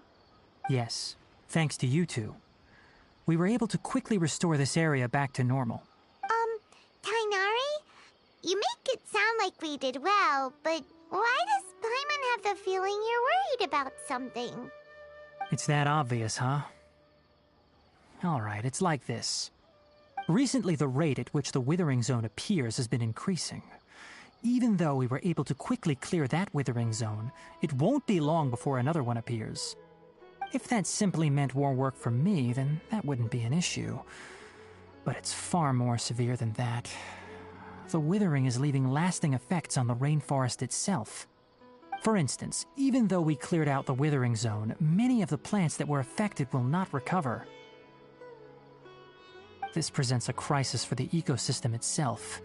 Many plants in the rainforest are already in decline, directly impacting the wildlife that depends on those plants. And most disturbingly, as the appearances of withering zones have started to increase, Kale's case of Elazar has also become more serious. Huh? But why's that? I'm still not sure of the exact reason. However, I've received word from acquaintances at the academia that similar cases are being reported for patients with other conditions. No, none that we know of. The withering has been recorded in Sumeru for millennia. It's said that it originates from the depths of the world. By the way, have you heard of Irminsul before? Irminsul is a tree located deep beneath the surface. Although it isn't like any tree we know in a biological sense, you can basically think of it as a large tree that grows downwards rather than upwards. I'm sure you've heard of ley lines, right? They're like the roots of Irminsul, spreading and extending from a massive cavern deep underground all the way up to the surface.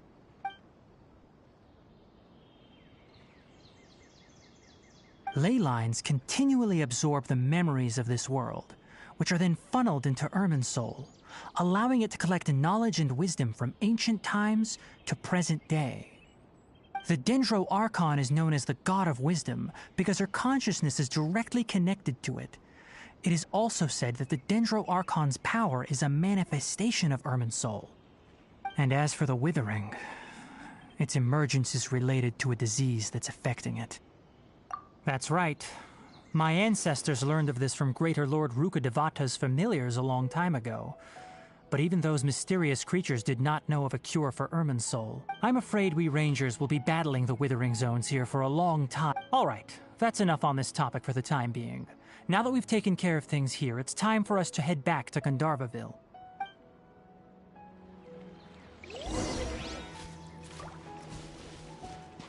Off we go!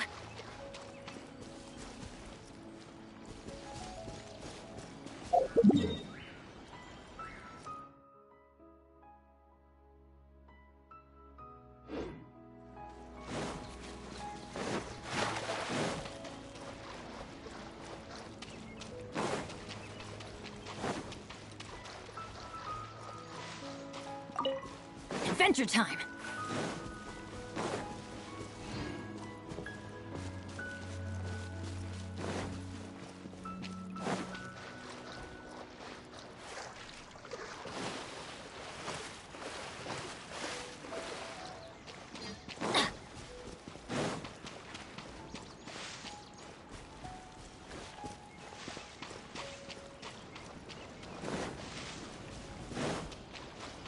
Off we go!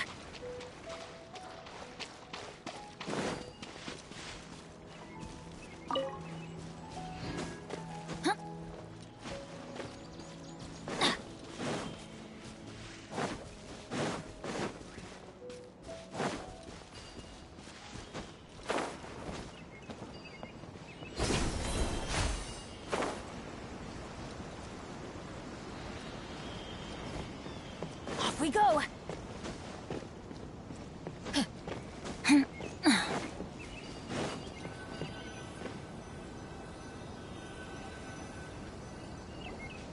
Oh, Tainari, you all made it back. How did it go? The Withering Zone you reported has been taken care of. No need to worry. Huh. Wait, is that? Oh no, Hypatia!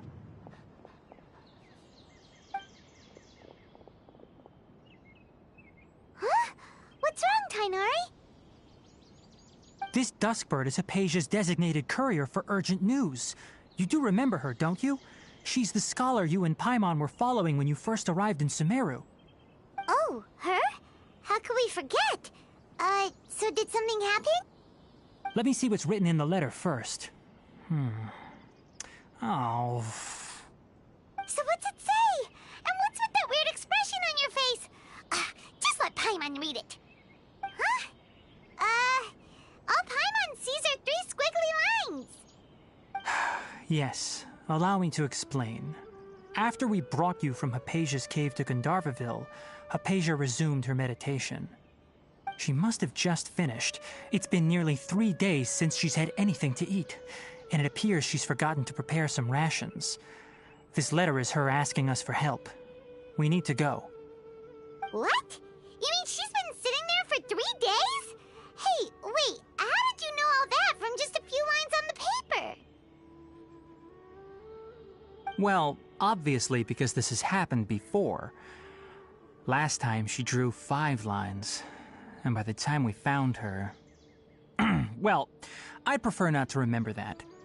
Needless to say, Hypatia's been through worse, but we should still get to her as quickly as possible. I've got some emergency rations set aside for times like these. Paimon, Traveler, could you two bring these to her? Wait, you want us to bring her the rations? But will the Traveler be okay if her cave is still filled with that funny incense? Let's find out. Here, Traveler, take a smell and see. So, how do you feel? Huh? Really? You're not feeling even a little drowsy? But wait, how'd you know that he'd be okay this time, Tainari? Back when we were clearing the Withering Zone, I observed that he could adeptly manipulate the Dendro element. I knew then that he would be fine. And if I may ask, when I was telling you two about Irminsul's ley lines, was what I described similar at all to what you saw while you were unconscious? That's correct. Those weren't hallucinations at all. Though I don't intend to apologize for deceiving you. Because what you saw is of significant importance, not just for the nation of Sumeru, but the entire world of Teyvat. My forefathers were shown much favor by Greater Lord Rukkhadevata. We took an oath to protect this nation together with her. Now that that duty has fallen to me, it was part of my responsibilities to ascertain whether you could be entrusted with the fate of Sumeru.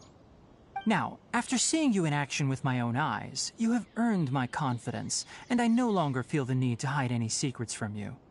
When you passed out, your consciousness had connected directly with Irminsul. What you witnessed were actually real memories contained within Irminsul itself. I could try to tell you more, but it would be better if you went to ask Hypatia instead. Her focus on meditation and use of Spirit Borneol are aimed at establishing a connection with Irminsul, just as you did.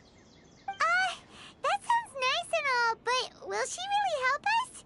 Seriously, she completely ignored us the last time we tried talking to her. That was because when you ran into her, she was in a special phase of her training. During that time, she must avoid communicating with others. Please, wait here for a moment.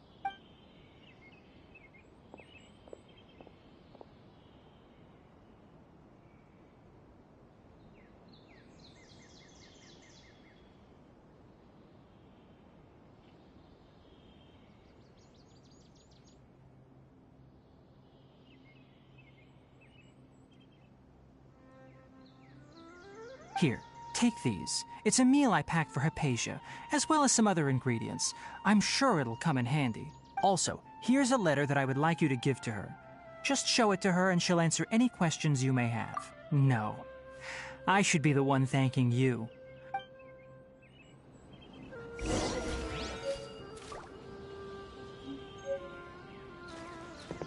Adventure time!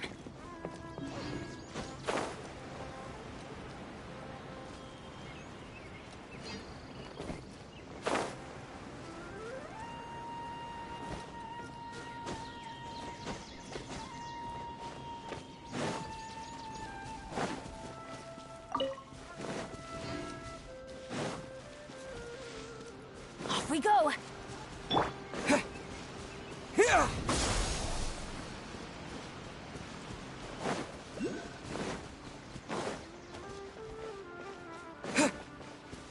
Hypatia should still be in the cave. Let's go inside and see how she's doing.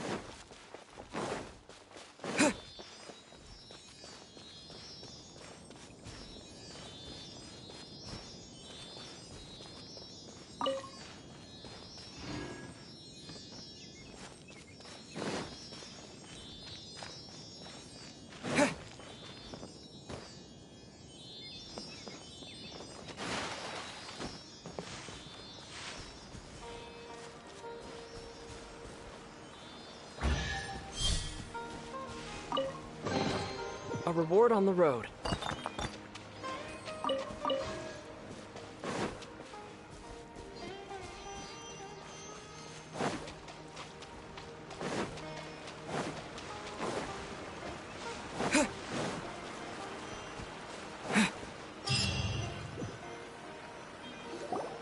Hello? Hypatia? Hey, there's nobody here. Maybe she went out to look for some food.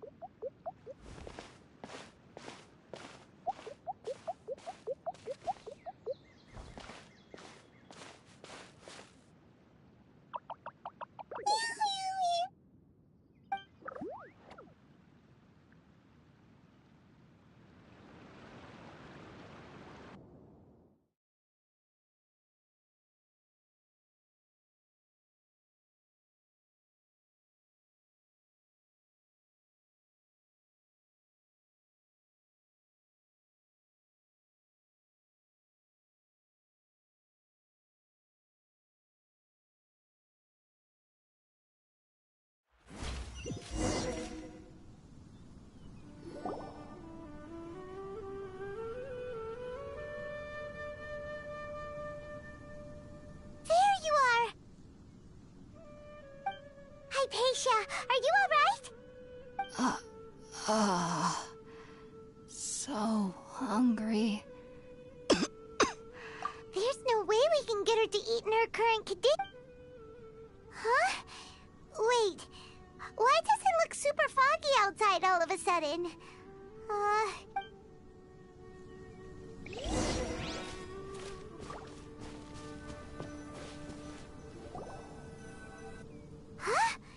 How'd things out here end up looking like this? What happened? And where are we? Really? Oh.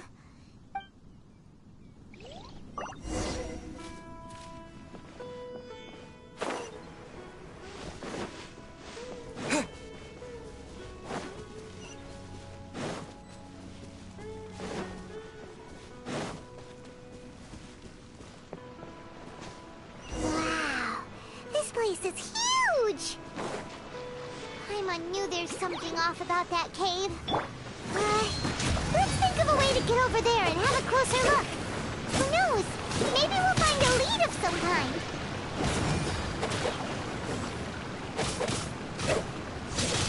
Huh? Yeah. Yeah. Yeah.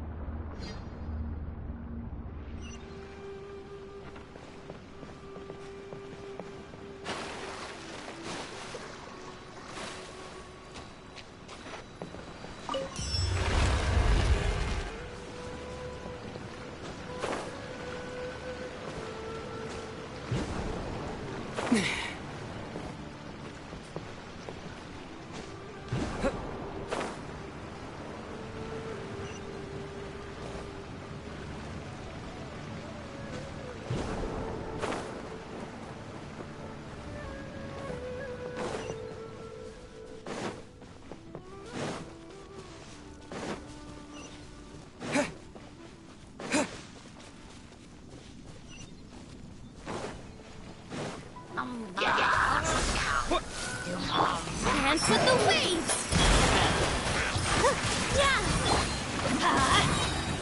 I'm going in! That's gonna hurt in the morning.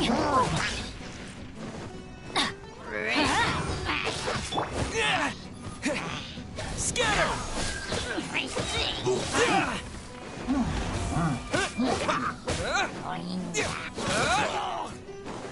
Spring forth!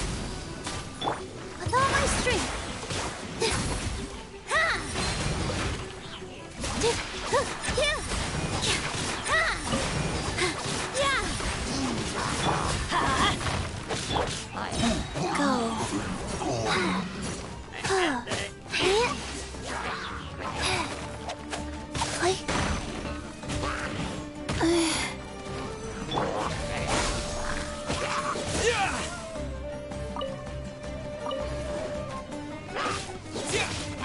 Teamwork is dreamwork!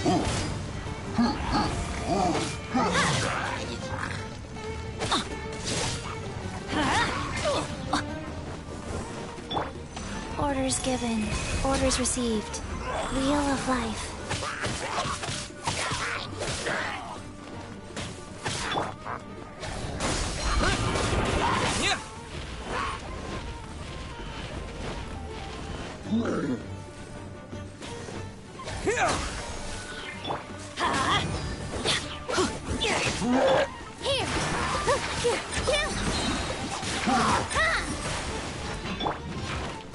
Scatter! All eyes on me!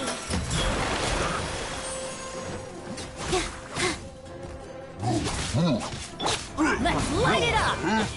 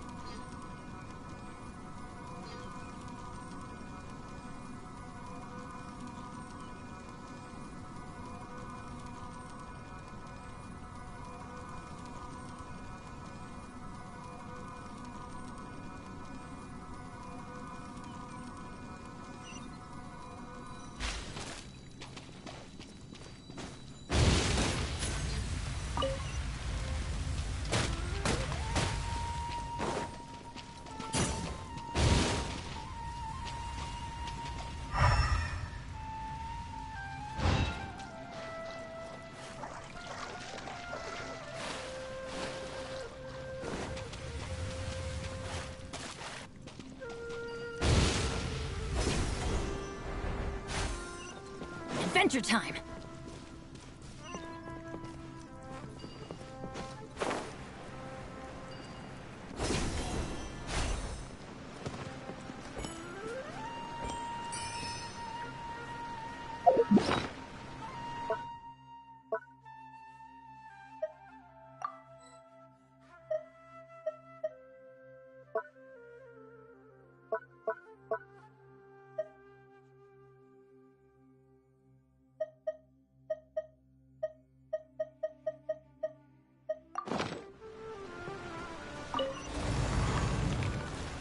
Off we go!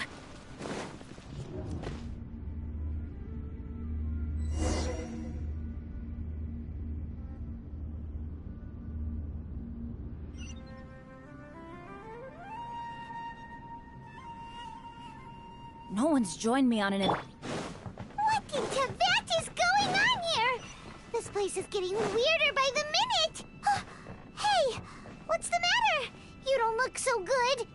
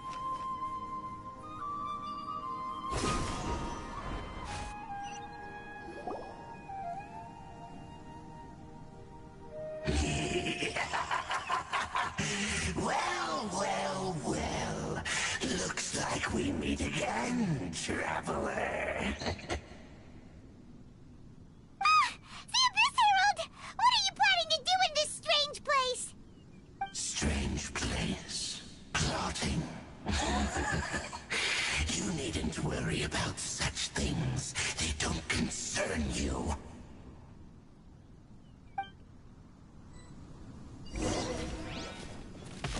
Bow before the abyss! Propagate! With all my strength! Yeah! Why do they never miss? Everybody stand back!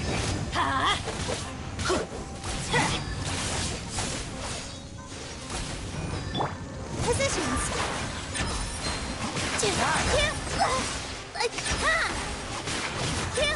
Rise.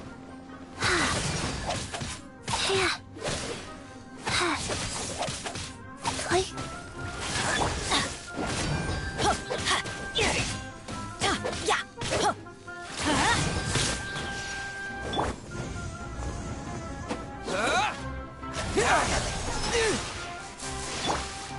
Let's light it up! Adventure time! Adventure time! I'm going in!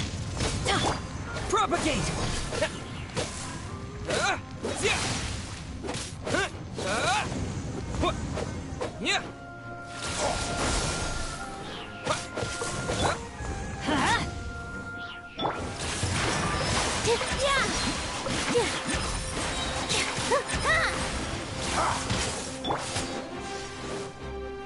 Scatter!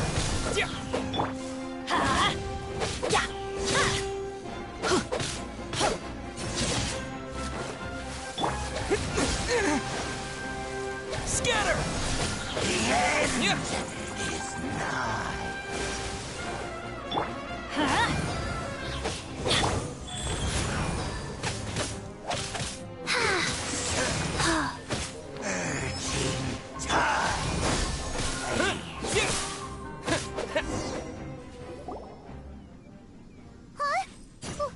Why can't we beat this guy? Oh, Paimon doesn't get it! We faced others like him before! What's wrong this time? Traveler, though you may have managed to avert countless crises before, your good fortune was bound to end sooner or later. It's time you realize how weak and powerless you really are. Your sister. Oh, pitiful traveler. Are you really so ignorant? Or are you just living in complete denial? Her Highness has long since forsaken you. Your meager existence in her eyes is that of an annoying bug, only to be stepped upon. The bonds of love and family which drive you to find your sibling are utterly gone. Your journey is meaningless. But don't you fret now. Today will be your last. Now die!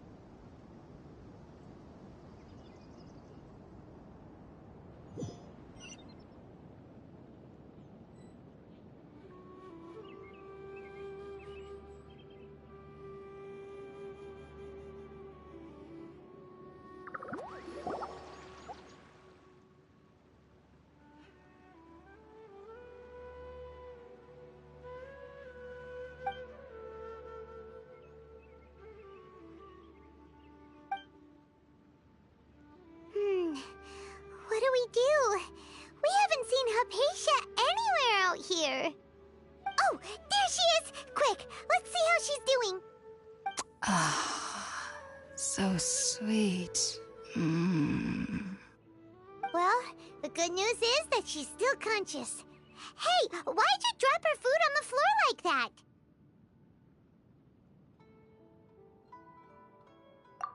Oh, guess that makes sense. She does look kind of rough at the moment. Anyways, we can talk about this later. We better make sure she's all right first.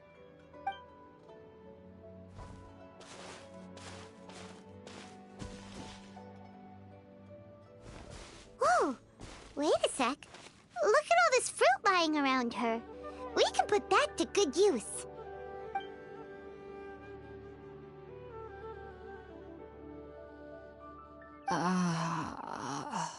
Who is there? Tainari, is that you?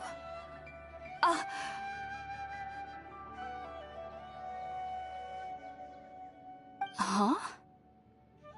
It's okay. You can relax, Hypatia. Tainari sent us here to bring you some food and water. Here, we have a letter that he asked us to give you.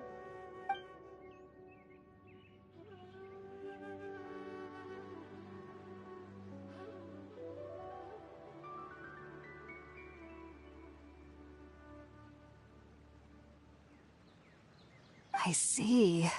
So, you're friends of Tainari. I apologize for all the trouble I've caused you.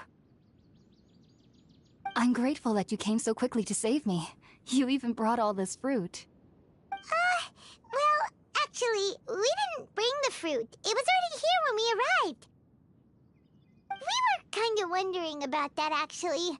When we found you here, there was all this fruit lying around and even some juice dripping from your lips. How did you end up like this anyway? Oh, really? I seem to understand now. All the fruit was likely from my, neighbor. Must have come by and saw me like this. Your neighbor? You mean there's someone else living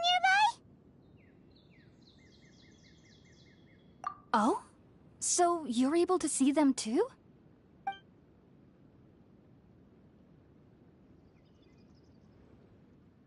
Wait, hold on a second, Traveler. You say that before we arrived, you saw some mysterious creature and suddenly had a strange dream? Isn't that a little too crazy to believe? No, I actually do believe what the Traveler is saying.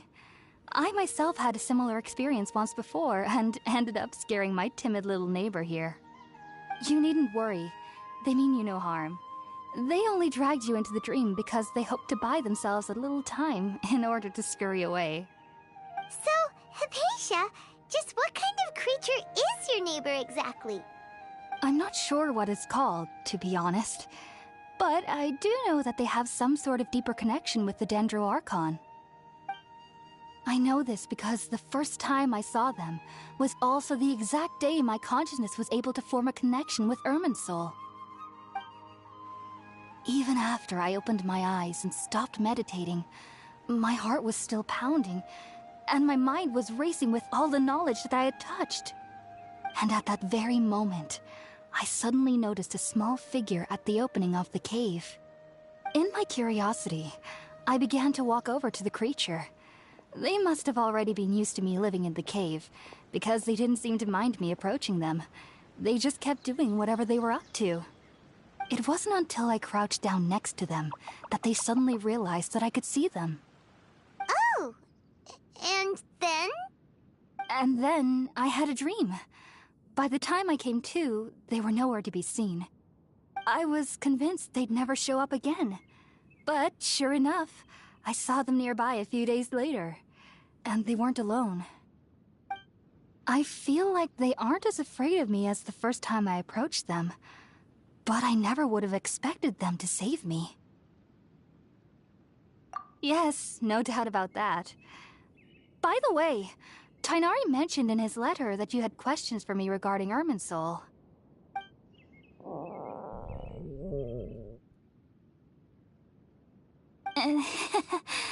Sorry about that. Sounds like just drinking juice still isn't quite enough for my stomach. Well, if somebody hadn't dropped the food earlier... Anyway, looks like we'll need to prepare prepare something ourselves. Besides, Paimon's getting hungry too. Let's eat first and talk about Irminsul later. All right, we're up, Traveler. Today's menu will feature Sweet Madame and a radish veggie soup. You'll love them, Hypatia. They're our specialties after all. Sounds good. I've never tried any dishes from other nations before. I certainly look forward to it. It's been so long since I've had a decent meal, too. To be honest, the last time had to be when Tighnari came to visit.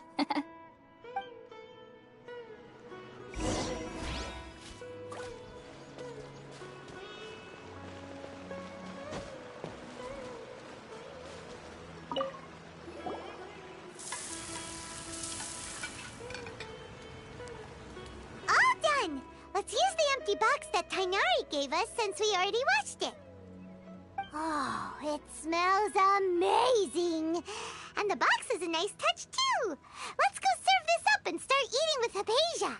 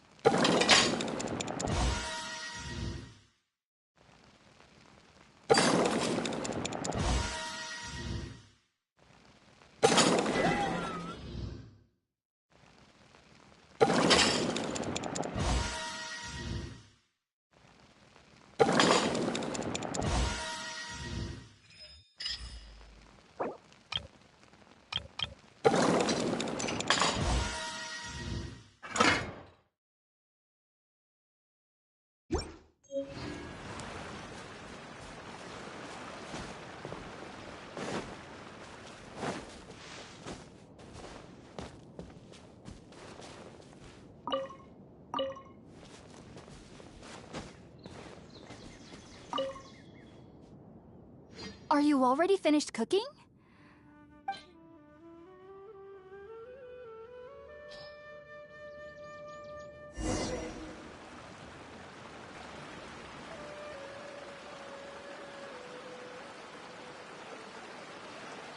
Even though everything you mentioned was in Tighnari's letter, it's still hard to believe you were able to connect with Irminsul immediately after smelling Spiritborn ale for the first time.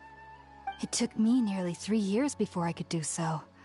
And everyone at the Academia even lauded me as a genius.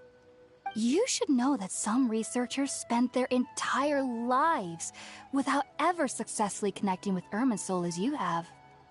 So why does this incense allow people to connect to Irminsul? The ingredients used to make Spiritborn ale primarily consist of plants created by Greater Lord Rukkhadevata. These special ingredients are conducive to heightening our senses to the Dendro Archon's power. Since the root of the Dendro Archon's power lies within Irminsul, we can occasionally tap into her powers to peer into the depths of the earth. Naturally, anyone who can establish a connection with Irminsul in their first ever attempt must be a person of great understanding. Makes sense. But Paimon's got a question. Why was he sensitive to the smell of those plants for such a long time? That was primarily due to his body's unique constitution. Stimulated by the incense, he could perceive the Dendro Archon's power and experience the sensory overload, hence the adverse reactions. Taking in any sense similar to the ingredients of Spiritborn ale would cause adverse effects. Not to worry, though. It appears you've already fully recovered. Technically, your body should still be sensitive to the powers of the Dendro Archon, but unless you're using intentional meditation techniques, the scent of Spiritborn ale should no longer trigger such reactions. Whew. Well, that's a relief. I must admit, I am quite envious of your abilities. Even if it meant suffering from pounding headaches for the rest of my life, I'd consider it worthwhile so long as I could connect with Irminsul at will. Whoa, you're really serious about this whole thing, aren't you? I am a researcher after all. As a member of the Ritaoist Darshan at the Academia, my main area of research is the stars and their connection to the fate of living beings.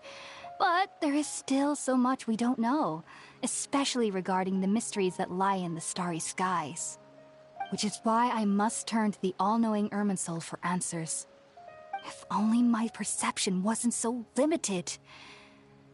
Unfortunately, I cannot guarantee that my every attempt to attune with Irminsul will be successful, or that doing so will leave my consciousness intact. I am currently in the stage of training known as Satyavada life. Many researchers in Sumeru have lost their minds while seeking to attune with Irminsul during this stage. Sages have said that Irminsul contains divine knowledge, and touching such knowledge without the proper preparations and abilities will only lead to one's mind caving in on itself. That's why we meditate alone. We need to ensure that our minds will be calm while minimizing the possibility of involving anyone else. Whoa, so knowledge from Irminsul can be super dangerous. Aren't you afraid of the risks, Hypatia? Of course I do. Especially during nights that are pitch black with no moonlight, and dead silent without even the sound of insects. However, I've been feeling better as of late. I don't get as scared anymore knowing that I have a little neighbor living nearby. I believe that being able to see them is a sort of blessing from the Dendro Archon. But what's strangest of all is that they're clearly an envoy of the God of Wisdom herself, and they have the curious power to make people dream. What's so strange about that? It doesn't sound so out of place for a divine being, does it? Well, it's strange because nearly nobody in Sumeru can ever dream. Huh. Is that true? Yes, well, to an extent. Only children can dream in Sumeru. Adults, however, never do. The sages say that wisdom implies rationality, but that which occurs in dreams is often neither rational nor logical. Yes, if one struggles with anxieties, those emotions could influence their dreams. The fact that the people of Sumeru do not have dreams is seen as a blessing by the sages. They believe that Greater Lord Rukkhadevata, the god of wisdom, is keeping us away from the foolish delusions you encounter in your sleep. I was born into a family of scholars in Sumeru City. Ever since I was a child, my parents would always tell me that I'll know I've grown up once I stop dreaming. I studied hard, enrolled as a student in the academia, and went on to become a researcher. Sure enough, I never dreamed again. But then, on the day I scared the little Aranara, I suddenly saw a dream again. It was incredible. Though I don't exactly remember what I saw, I clearly recall the feeling. I suddenly felt like I was a child again. Back then, I was foolish and ignorant as any youth would be, but I was free of fear. Maybe dreaming isn't as bad as we've made it out to be. Just be sure not to speak of this if you travel to Sumeru City. They'll look at you as if you've lost your mind. So, do you have any thoughts about the things he saw when he connected with Irminsul? Sorry. I'm afraid I don't have any answers as of now. All I can say is that what you saw is a memory contained within Irminsul itself. World forget me. What could that possibly mean? If only I could ascend past Satyavada life and begin Paripurna life. I might have some more answers for you. If you two are ever in the area again, please be sure to come and see me. There's no need to be thanking me. You two are my saviors. Besides, I'm already looking forward to tasting some more of your cooking. Now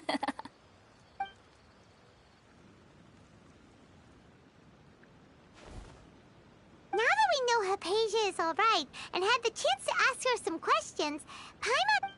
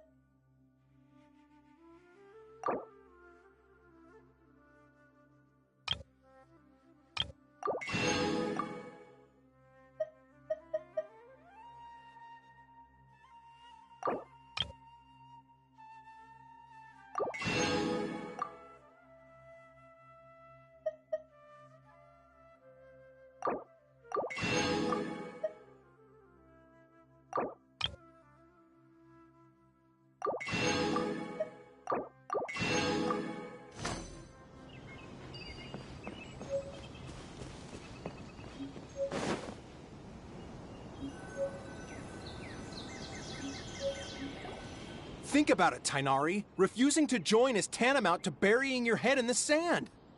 I understand that you're a forest watcher and that it's your duty to combat the effects of withering zones. But isn't it evident that such work is not a lasting solution to the problem? As Sage Kage clearly stated, your presence and guidance in Sumeru City is pivotal in finding a cure for Irminsul. How could you possibly refuse? Keep your emotions in check, Ghulam. Let's at least listen to Tainari's reason for declining. We're here to invite him to the Academia, not to cause a scene. Sage Kage, I am truly honored that you came here in person, but I'm afraid I must still decline your invitation. I am merely a forest watcher, How could the great minds of the Haravatat have any need of someone like me? Well, it turns out that your refusal letter had some implications on your master's reputation.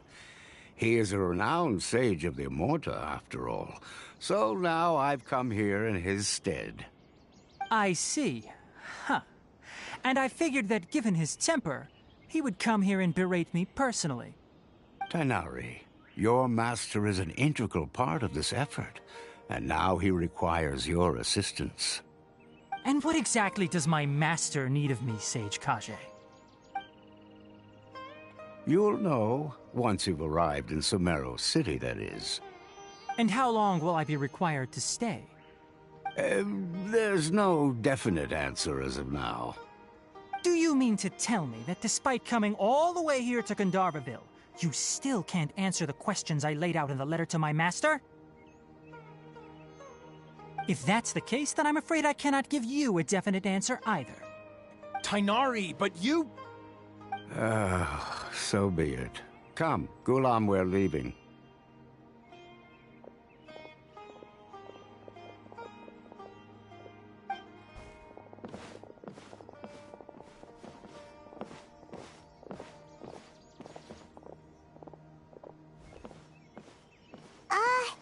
Tighnari, what was that all about?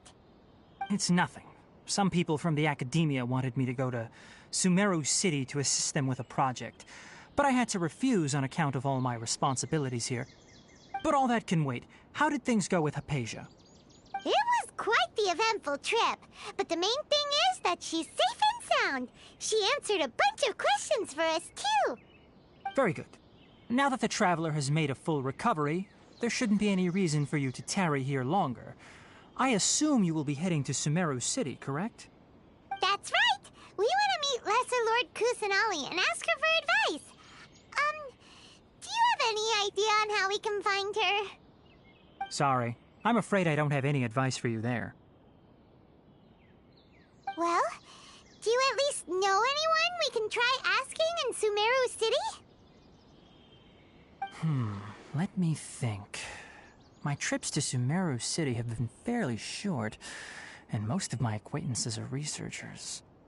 How about this? I'll write you a letter of introduction that you can give to a researcher I know. He's from the Immorta Darshan and is adept at gathering information. Asking him might prove worthwhile. Also, when you enter Sumeru City, you'll probably end up receiving something like this item here.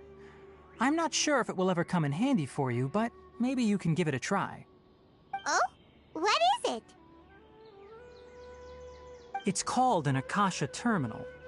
It's a tool produced by the Academia that utilizes the legacy of Greater Lord Rukkhadevata. Some say that this very item is the basis of Sumeru's reputation as the City of Wisdom. Needless to say, this device and its usage fall under the Academia's expertise, so I'll leave it to them to show you how to use it. Great! Next up, Sumeru City! That's right! Tighnari, we have something important to say to Kale before we leave. Is she doing better now? Yes, she's doing much better. After being confined to her bed all this time, I thought a little walk would do her some good. Last I saw her, she was taking the path towards the North Crossing. She knew you two would be leaving soon, so she must have wanted to see you off. Thanks, Tighnari. All right, let's go! Farewell, and good luck to you both.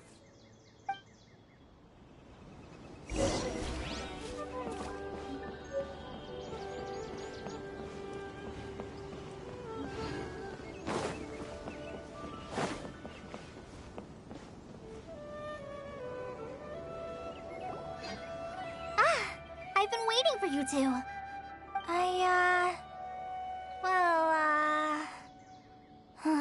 Never mind. I guess I should just wish you two a safe and successful journey. Thanks for waiting here just to see us off, Kale. We're headed to Sumeru City. Don't worry about me. I can take care of myself. My condition won't be getting in the way of my duties. I want to be a forest ranger after all. It's up to me and the others to protect the rainforest here. And, I'm sorry. I should have told you both about my condition when we first met. I just wanted you two to treat me as a normal friend, not some girl that needs your sympathy. But I guess now I understand that the most important thing is for friends to be genuine with one another. There's no need to apologize, Kale. We should be thanking you for trusting us enough to be your friends and sharing your past with us. We're probably still gonna worry about your condition, but that's because we're friends and we care about you. Thank you. That means a lot. Before you leave, I have something for you. Oh? What is it? It's my recipe for pita pockets. I told you that I'd give you a copy, remember? My handwriting is a little, messy, so please don't laugh. Yay! Thanks, Kale. Now we can eat those scrumptious little pitas whenever and wherever we like. I hope that whenever you eat them, you'll both remember your time here in Gandharvaville. Well then, I, trainee Forest Ranger Kale, bid you both farewell.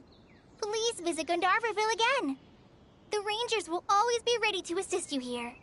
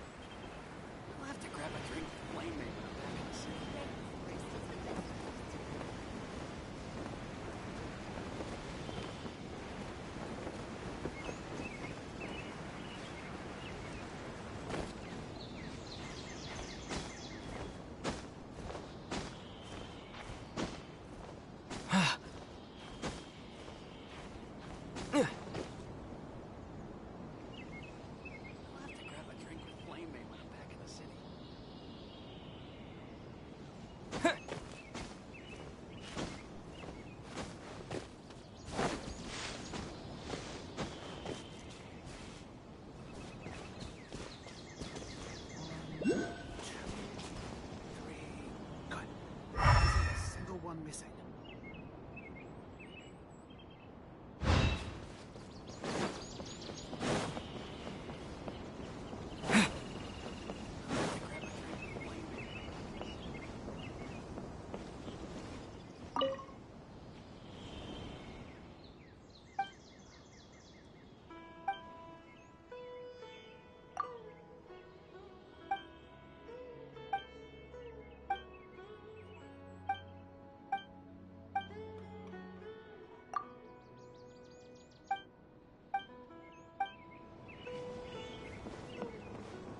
For the next interview, I think I'll start with these questions. The rainforest is the best place to live.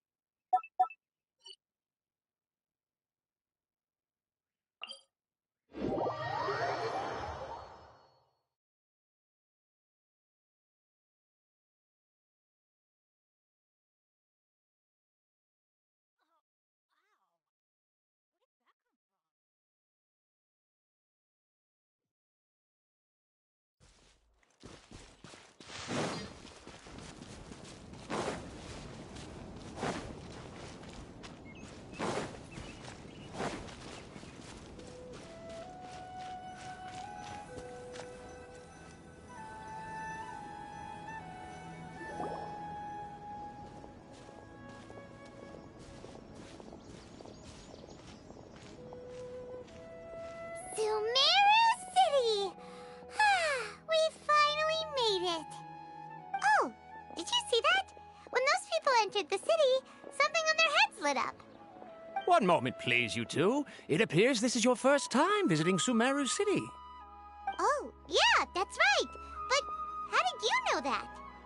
Because there's currently no information on either of you in the Akasha. But no need to worry, that won't prevent you from entering the city. In fact, the Academia conveniently provides each traveler to Sumeru City with a device. Perhaps you two have heard of the Akasha before. It's our beloved Greater Lord Rukkhadevata's lasting legacy, a treasure trove of collected knowledge. After centuries of tireless research on the Akasha, the Academia created one of its most ingenious inventions, the Akasha Terminal. As long as you are within Sumeru's borders, you may use an Akasha terminal to connect directly to the Akasha and access any knowledge you need. I should mention that due to technical limitations, the operation of Akasha terminals will be much smoother and more effective in large cities such as Sumeru City and Port Ormos. Oh, so this is the thing that Tainari was telling us about. It sounds pretty amazing. You two are quite fortunate. Until recently, it was standard practice to only issue Akasha terminals to outlanders who spent an extended amount of time in Sumeru. However, this policy was recently changed, and now all travelers are issued one upon arrival. Here are your Akasha terminals. Please handle them with care. It kinda looks like a leaf. To activate it, simply hold it in your hand and say the following phrase to yourself. May the mighty God bless us with their voice of wisdom.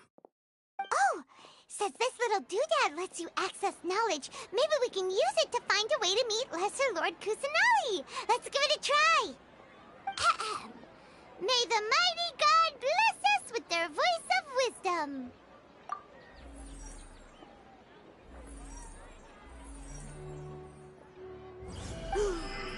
Whoa! Just now, something clicked, and Paimon suddenly knew how to use this thing. It seems all we need to do is concentrate on what we want to know, and bam! You get it. Oh, that'll come in real handy. Exactly. That is the power of the Akasha. And with that, let me officially welcome you both to Sumeru City. May the wisdom of the Dendro Archon always be your guide. Okay, now that we're in, we can check the Akasha about Lesser Lord Kusanali. Let Paimon try.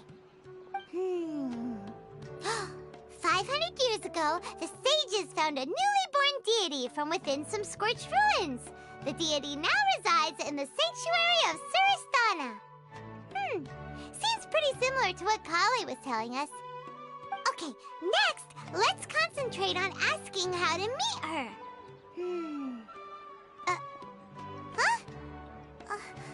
Paimon doesn't sense anything. Oh, come on! Ugh. Focusing on this question feels like when you have something you're trying to remember and it's on the tip of your tongue, but you just can't think of it. Ugh, Paimon's brain is exhausted.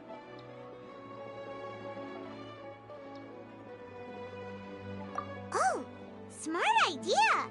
But what are you going to ask it?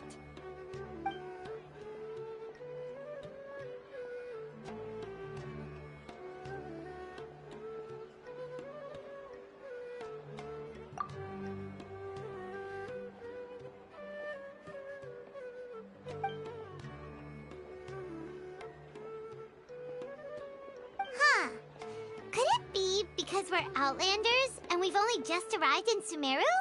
You know, maybe we're not qualified to receive an answer to this sort of question or something.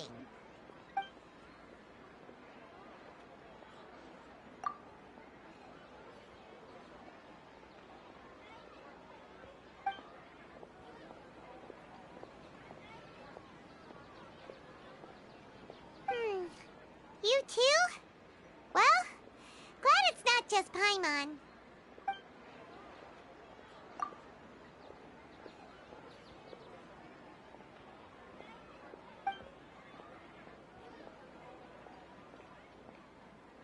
Uh-oh. Paimon's getting all teary-eyed all of a sudden. It feels like the people of Sumeru really missed their Archon. Well, seems no matter which way we try, we can't find anything that'll lead us to Lesser Lord Kusanali. Guess our only choice now is to try meeting with the researcher that Tighnari recommended. He's from Sumeru and even has a position in the Academia. Maybe he'll be able to access more info from the Akasha. Let's see. Tighnari wrote an address on the letter's envelope. Oh, it's not far from the city's gate. Hello, are you Rohawi? Yes, that's me. Can I help you? Great! You see, Tighnari sent us here and... What? Tighnari? Please, there's no need to say anything, really. Sure, I admit that the article I published last month wasn't my best work, and maybe the data didn't produce the most convincing results, but... Here! This is a letter from Tighnari! Oh, let me see... Oh! Ooh, what a relief. You two nearly scared the life out of me. So you two just have some questions for me? Seems even Tighnari acknowledges my innate ability for procuring information. So, what is it you two would like to know? We want to meet with Lesser Lord Kusanali. Do you know a way we can do that? You mean you want to meet the Dendro Archon herself? This isn't exactly my area of expertise, but let me see what I can find in the Akasha.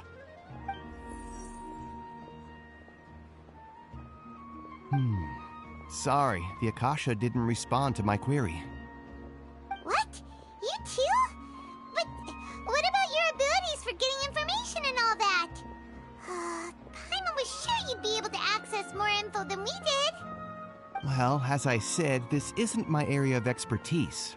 I am but a lowly researcher, so the Akasha doesn't see a need for me to know more about the Dendro Archon. All I know is that ever since Lesser Lord Kusanali returned to Sumeru, she's never left the Sanctuary of Sorasthana or made a public appearance. Huh.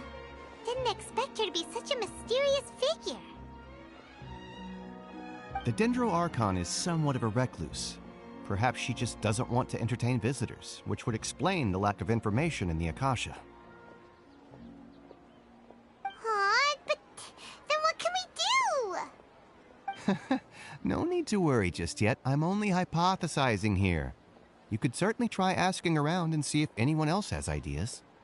And besides, you two should consider the bright side of things. Not being able to see Lesser Lord Kusanali may not be a bad thing.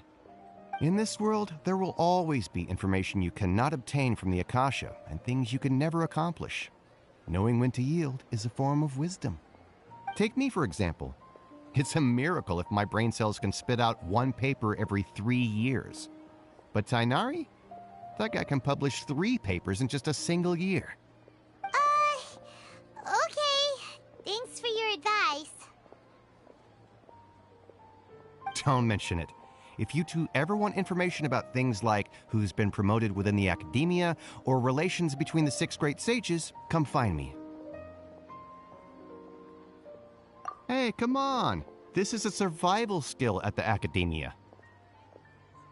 Oh, Paimon's expectations were pretty low, but this is so low it's like digging holes in the dirt. So what do we do now? Even if we want to talk to someone, we don't know anybody here. Huh? Like who? Oh, you're right! Catherine! The Adventurers Guild has its own intel network. Let's hurry and find her.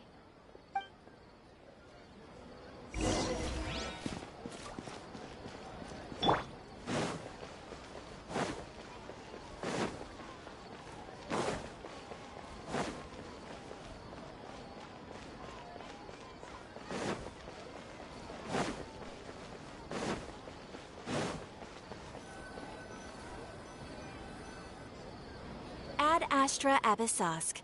Hello, Traveler and Paimon. Catherine, we need your help with something. Understood. The Adventurers Guild is always ready to serve you. With what do you require assistance? We want to meet with Lesser Lord Kusanali. Do you know a way we can do that? You two wish to meet with Sumeru's Archon. Understood. Please wait.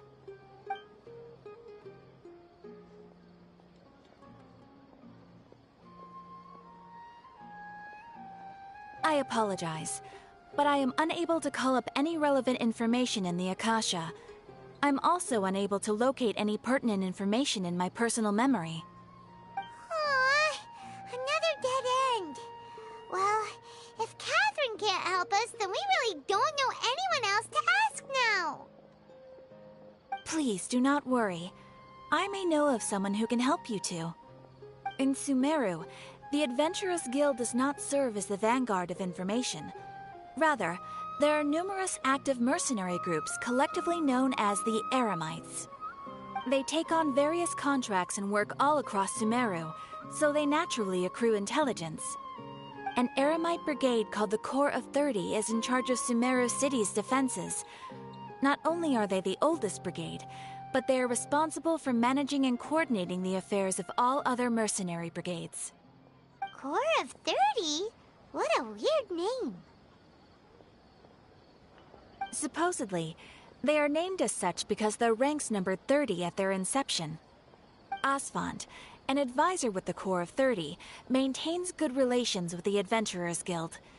Though he's already retired, he and his words carry great weight within mercenary. If you'd like to get in contact with him, you can find him at the Corps of 30's headquarters. You're welcome.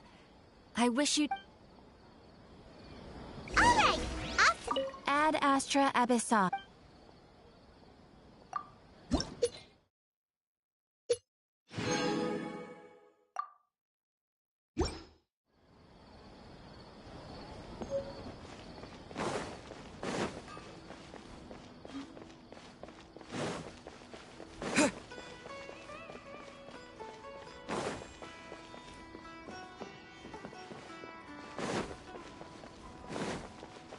Trust me, just take my word for it.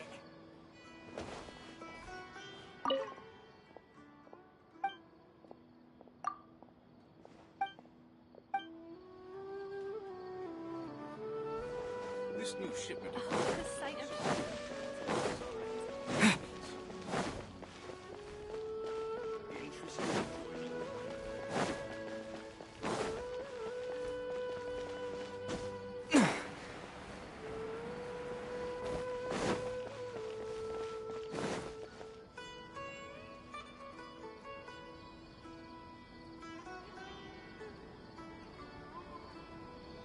Welcome.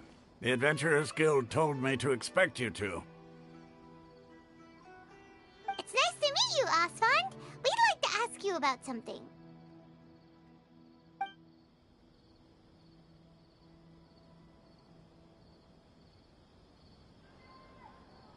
I see. So, Catherine's the one who sent you this way. Ha!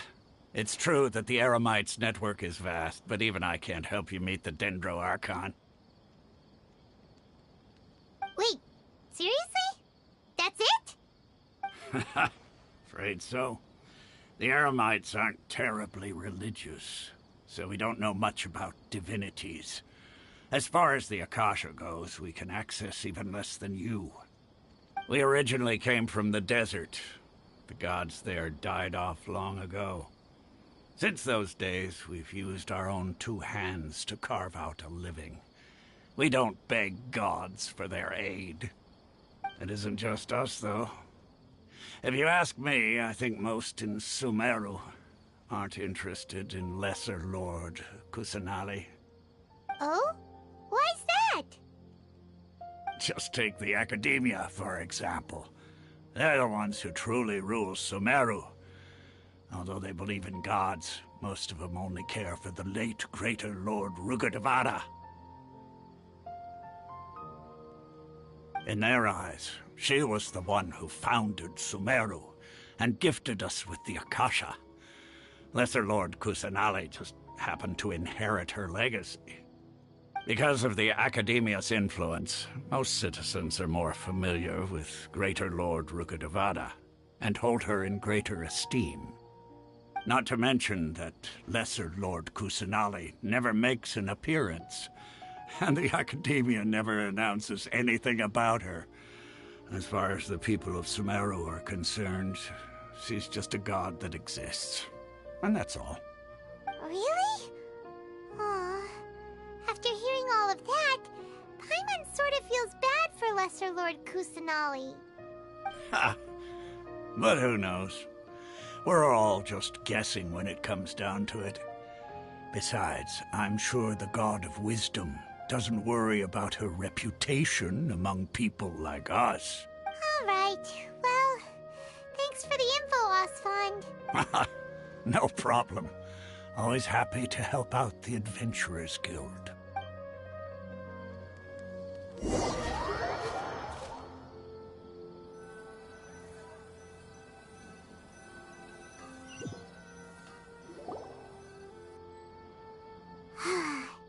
Seems Osfond was right about most people's attitudes here.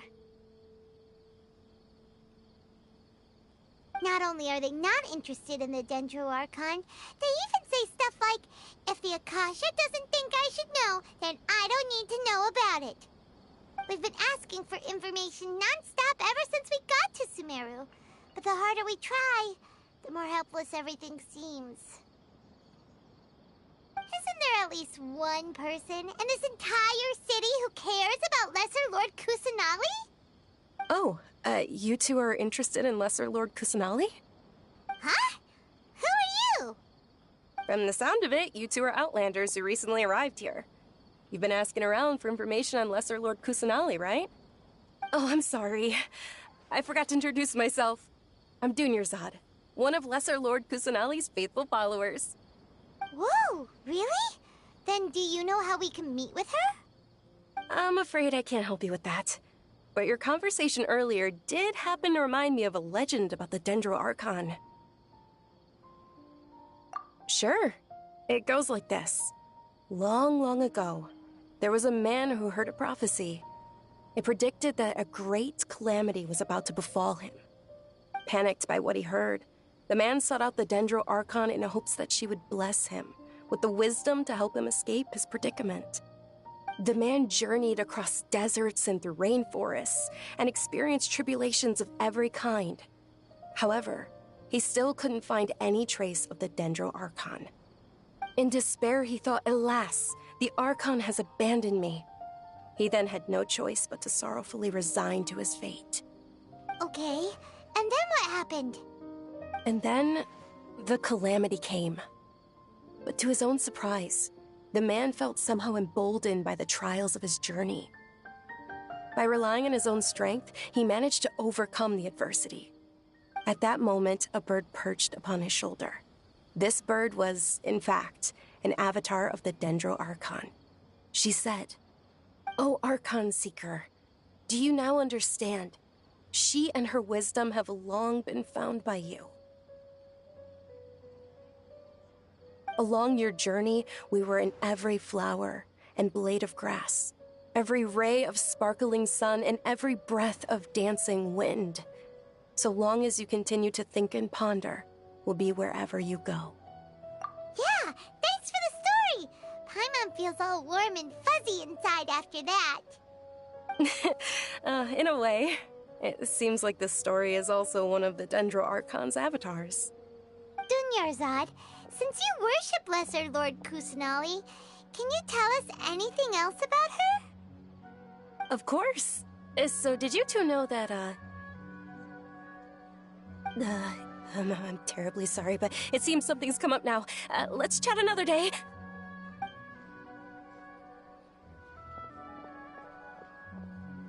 Hey, wait! What the heck just happened?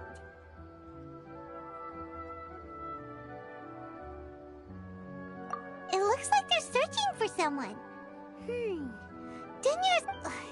This stinks! We finally managed to find a lead about Lesser Lord Kusanali! We can't let them get in the way now. Let's see if we can get rid of them. Then we can catch up with Dunyarzad. Hey, have you two seen a brown-haired girl wearing a purple top and a long blue dress? We're looking for her. Did she have bandages wrapped around her wrists? Yes, that's her. Did you see which direction she went? Yeah, she went that way. Quick, after her!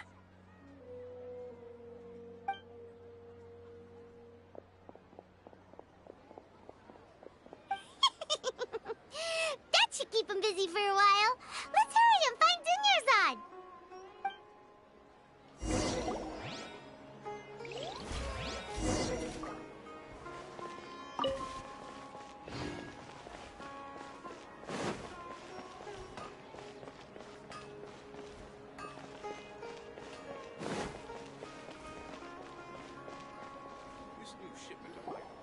There you are, Dunyarzad. We thought you might have been long gone by now. Oh, it's you two. Oh, you startled me there. You can relax now. We threw those people looking for you off the trail. Really? Thank you so much. Unfortunately, I believe there's still more of them out there looking for me. Uh-oh, looks like there's some coming this way. Huh? More of them? No, wait, my body isn't in the best shape. It's difficult for me to run. Okay, sounds good. There's a tavern on the other side of the port we can go to. They probably wouldn't expect me to hide in a place like that. All right, let's move out. Stay behind us. We'll keep an eye out for anyone looking for you.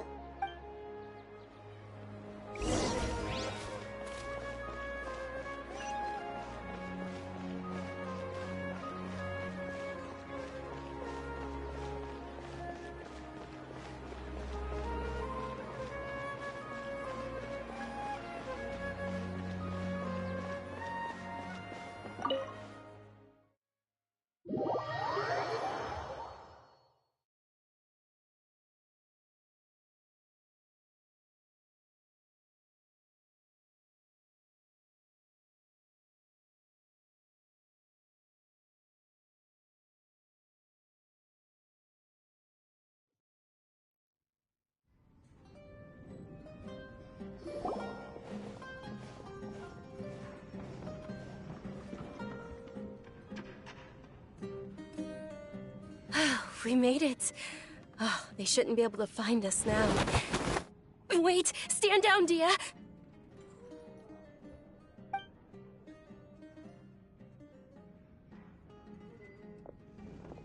My lady, who are these two?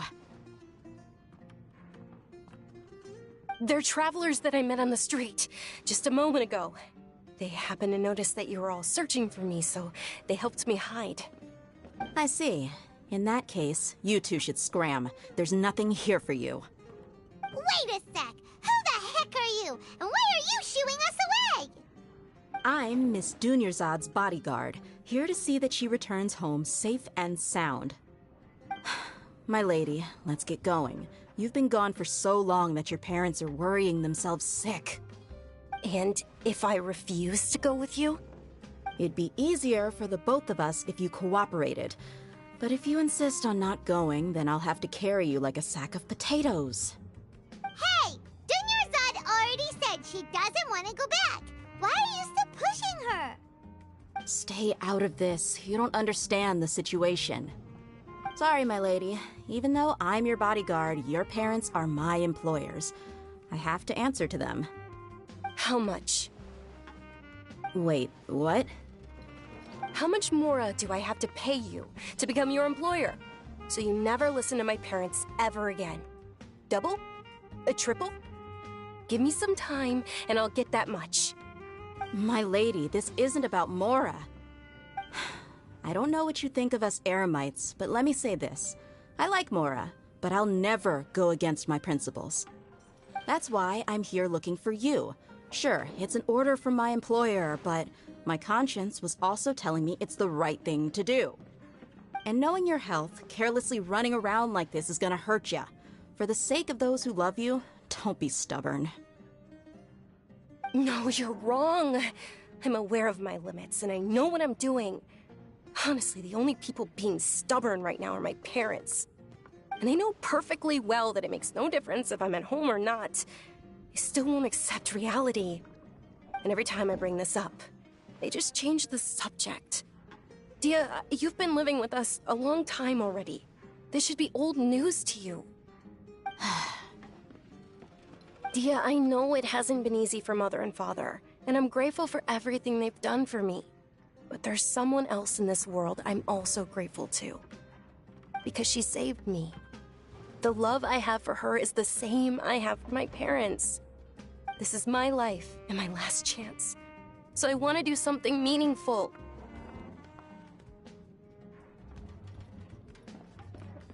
My lady, are you sure what you're doing now is meaningful? Yes, I'm sure.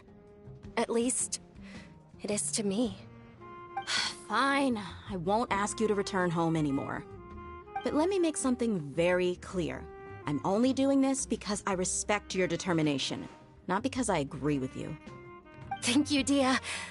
Sorry for being so rude just now. My nerves were acting up. And I even brought up your payment in such an offensive way. Don't worry about it, my lady. I did say that I like Mora. Besides, that's our next topic of conversation.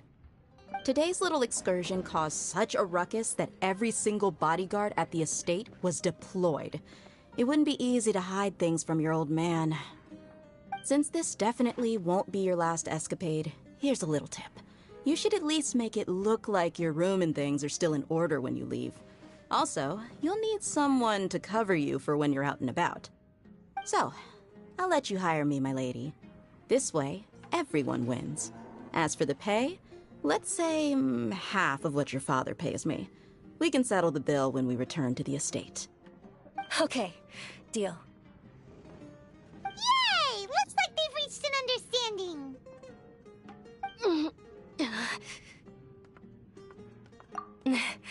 I'm fine, really. I just feel a little tired now that things have calmed down. My lady, stop trying to look tough. We're already in a tavern, so let's rest up and grab some grub. I'm sorry for worrying you two. If you don't mind, I'd like for you to join us.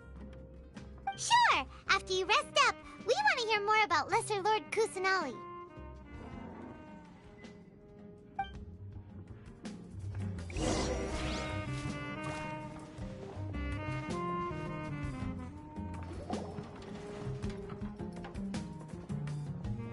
Ha! Well, if it isn't Dia, haven't seen you in nearly half a year. Word on the street is that you're a bodyguard for the Homayani family now. Ha! Don't you find that kind of work boring? Nah, you get used to it. How about a menu over here? You got it. Huh? Isn't this little Miss Homayani herself? We don't get to serve personages like you very often. We'll be sure to prepare our very best. Thank you, sir, but there's no need. I don't have a lot of Mora on me, and I really ought to save as much as I can. But please bring these two the best food you have. They're my new friends, so I want to be a good host for them.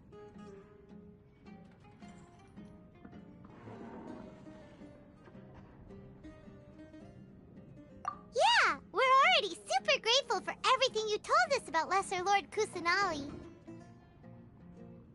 How about our charcoal-baked agelenach cakes? They're our signature snack, and they run cheap. Look, other customers over there are eating some now. They look kind of burnt and dry.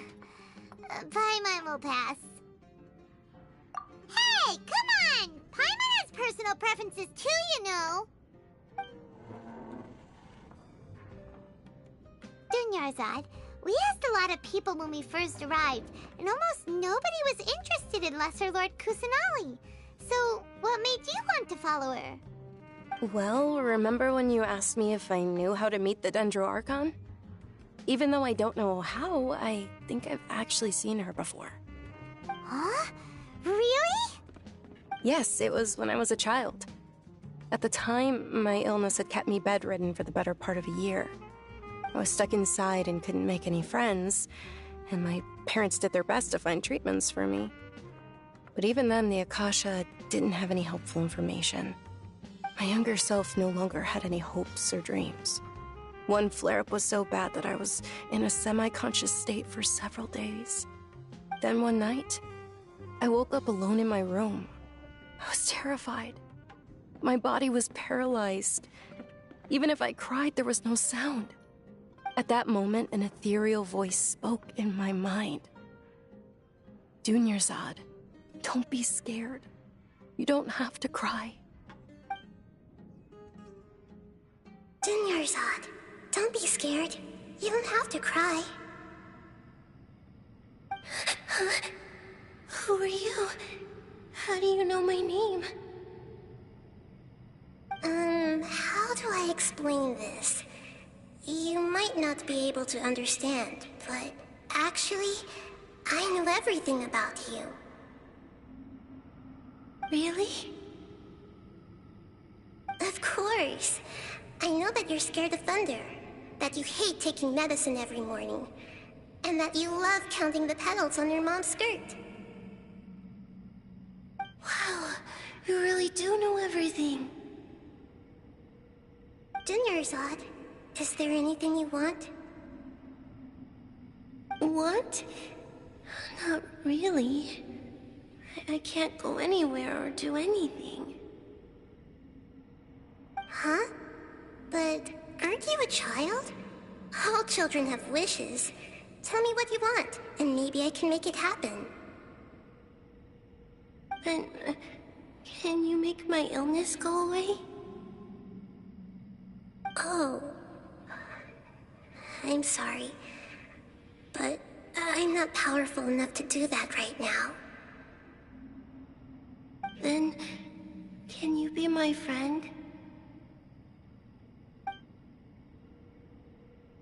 After that, the voice said, "Okay, I'll be your friend." Although my body was suffering during those days, that voice encouraged me and told me many wondrous things. Beyond my window was the flourishing Sumeru city. Beyond the city was a lush rainforest. And beyond that was the wall of Samiel, deserts, and all of Teyvat. Once I finally made it through that bout of illness, I couldn't hear that voice anymore. I told my mother about it, but she said that I must have been dreaming. But I know that that voice wasn't a figment of my imagination. Before that, I had never heard of Teyvat. Yes, for sure. If it weren't for that voice, I would have never grown curious about the outside world, nor would I have learned how to read and enjoy so many books. That voice sparked a desire for wisdom. It had to have been the Dendro Archon. I've been hoping for a chance to repay her kindness. In fact, I was running around today to help prepare the Sub-Zerus festival for her. What's the Sub-Zerus festival? It's Lesser Lord Kusanali's birthday, which was the day that she was found by the sages. It's actually an old holiday that originally celebrated Greater Lord Rukkhadevata's birthday. When she passed away, the holiday eventually became a celebration of the Lesser Lord's birthday. I heard everyone was overjoyed when they welcomed her back to Sumeru. In those days, the festival was a huge deal. But because of the Academia's influence, people have gradually lost interest in the festival. The Academia actively participates in Sumeru's many holidays dedicated to Greater Lord Rukkhadevata. But when it comes to the Sub-Zerus festival, forget any funding. They practically act like it doesn't exist. Maybe they see Lesser Lord Kusanali's birth as confirmation of Greater Lord Rukkhadevata's death, so they're reluctant to celebrate it. Aww, but that's awful. It is. It's absolutely terrible. Sure, the Greater Lord founded Sumeru, but hasn't Lesser Lord Kusanali been the one quietly protecting us for the past few hundred years? Just remember that we're still out in public. Don't get too carried away now. I know that people over by the Grand Bazaar still hold the Sub-Zerus festival to this day. But I hadn't met any of them before, so I was never able to contribute. But recently, I made a friend there who also follows Lesser Lord Kusanali. I gave her my savings because I want her to throw a wonderful festival this year. That's the least I could do for Lesser Lord Kusanali. Hold on, my lady. Does this friend happen to be Nilu, the one who sends flowers to the estate? Yes, that's her. I saw her leaving the other day with a nervous look on her face. It seemed like she was hiding something in her arms. Did you give her something? Yes. Initially, I didn't have much Mora prepared, so I had Nilu sell one of my skirts. I've agreed with Nilu to meet up at the Grand Bazaar today, and see how things are coming along. Dia, would you accompany me? Sure. That's quite the trip, though. I'll carry you. No, that would be too much, even for you. You might as well just accept the lift. If I let you walk, who knows how long it'll take us. And if anything happens to you, then I'd really never hear the end of it from your father. But of course. Nilu will be thrilled to hear there are more people interested in Lesser Lord Kusanali.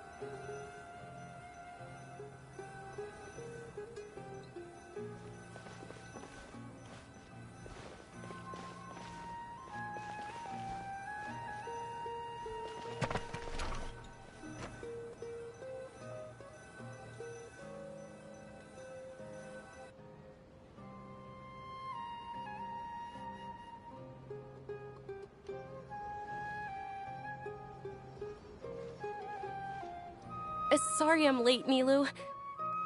Oh, Dunyarzad. It was taking you so long that I assumed you got trapped at home, but you made it in the end. Uh-oh. But if Dia's here, that means you got caught, right? You could say that, but everything worked out. She's on our side now. Not completely. Oh. And who are these two? Oh, meet the Traveler and Paimon, my two newest friends. They're visitors who just arrived at Sumeru City and are looking for information on Lesser Lord Kusanali. So you're followers from another land?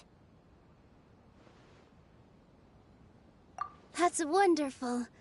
You two absolutely mustn't miss the Sabzeruz festival. By the way, Dunyarzad, we've already started decorating the Grand Bazaar. It looks spectacular, thanks to your generous contribution. You're very welcome. It's the only thing I could do. Do you still have enough Mora? Probably? But don't sweat it. We've already finished renovating the stage. Come on, I'll show you.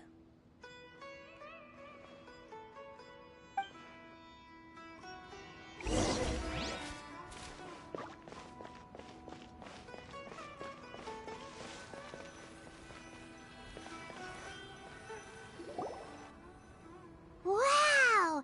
This place is amazing! Not bad. Last time I was here, the stairs were full of holes. The stairs were nothing. A little while ago, we discovered that the tree above the stage had a huge chunk of bark ready to fall off. Mr. Zubair was worried sick. We reported it to the academia many times, but they never sent anyone to deal with it. Oh, probably because it was the theater asking. The Academia looks down on performers like us. They probably think it would be best if the theater closed down completely. We can't let that happen, though. Not only would everyone involved in the theater go hungry, but then we wouldn't be able to hold the Sub-Zero's festival anymore. Thank the Dendro Archon for Dunyarzad. With the Mora she gave us, we hired someone to patch up the tree, and we also gave the stage a much-needed makeover. The stage is going to be even prettier when it's festival time. I can't wait for you to see it. And I can't wait to see you on the stage. You've been practicing so long already. It's almost time for your dream to become reality. It's our dream. I'll do my best for the two of us. Nilou, what are you gonna be doing at the festival? She'll be dancing the dance of Sub-Zeros, the most important performance at the Sub-Zeros festival. Dunyarzad, have you told him the origin of this holiday? I only told them about the Greater Lord and Lesser Lord so far. Okay, then I'll tell you two about how this holiday came to be. According to legend, the Sub-Zeros festival was originally the Goddess of Flowers' birthday celebration for the Greater Lord. A long, long time ago, on one of Greater Lord Rukkhadevata's birthdays, her friends threw her a celebratory banquet. Some of the gods got drunk. One started playing music, and the Greater Lord started singing, so the Goddess of Flowers began to dance. As she danced upon the grass, countless beautiful parisaras began to bloom wherever she stepped. Those brilliant purple flowers became her dazzling stage. All the gods clamored, "Oh, if only time could stop at this very moment." Huh? Really? Oh, you probably mean because all the gods in this story are no longer alive.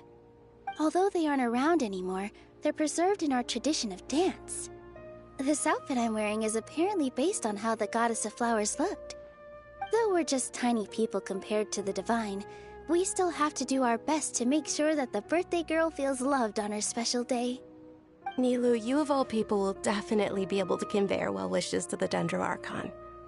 I also noticed that you went the extra mile and scattered parisaras around the stage. They symbolize the Goddess of Flowers, after all. It's just a shame that all the real parisaras went extinct after her death. Yeah. The Greater Lord brought forth parisaras in memory of the Goddess of Flowers, but she ultimately could never truly replicate that beautiful purple. Thinking about the Goddess of Flowers dance makes me wish I could have seen it. If my stage were anything like that, I'd be thrilled if I had just 2 real parisaras on the stage. So, Traveler and Paimon, what do you think? Interested in the Sub-Zeros festival?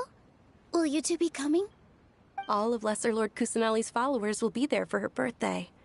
It'll be a good opportunity for you to learn more about her. Ooh, Paimon thinks that's a great idea!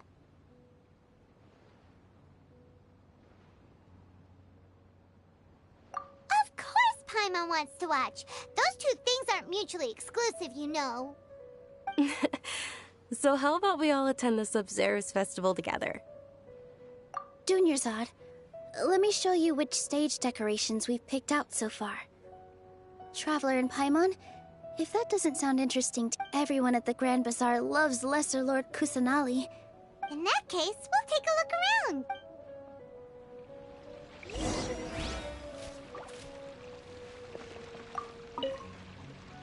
Whoa! What's with your yellow hair? And why do your clothes look so funny? Are you an Outlander? Did you know that the Sub-Zeros festival is about to happen? There'll be loads of fun things to do at the festival. But the best part is when Ferris, the Knight of Flowers, passes out candy to everyone.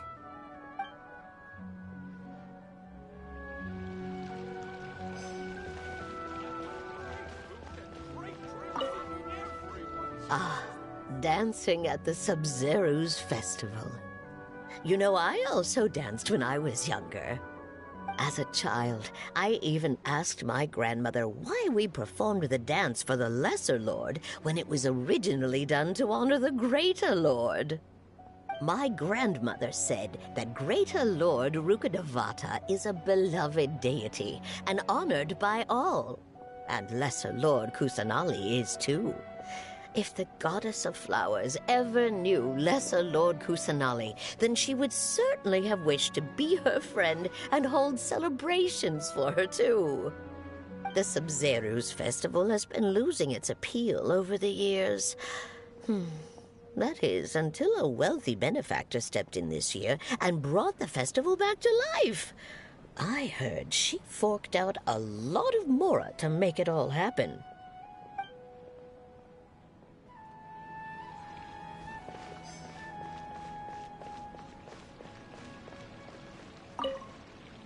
Huh.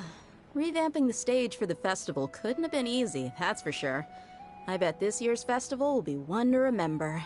I don't know much about the Grand Bazaar, but I do know that the residents here have a penchant for song and dance. Two things that the Academia doesn't particularly approve of. Oh, and the perfume sold around here is a lot better than what you'll find elsewhere. The fragrances are longer lasting and they're gentler on your skin and... I mean, that's what I've...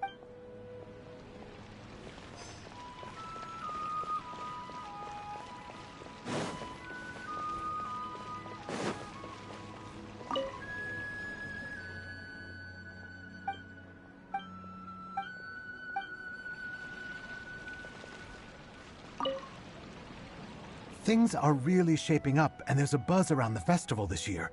We're expecting... Don't be fooled into thinking that Sumeru City... And when it comes to music...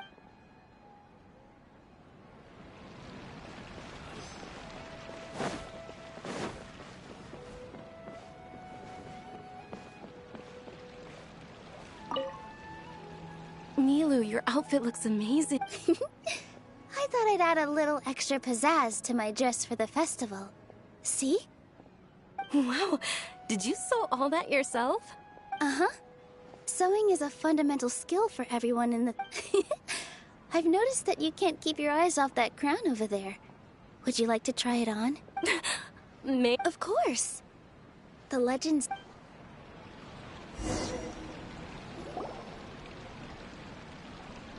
Hey! Is that who Paimon thinks it is? It looks like... Catherine!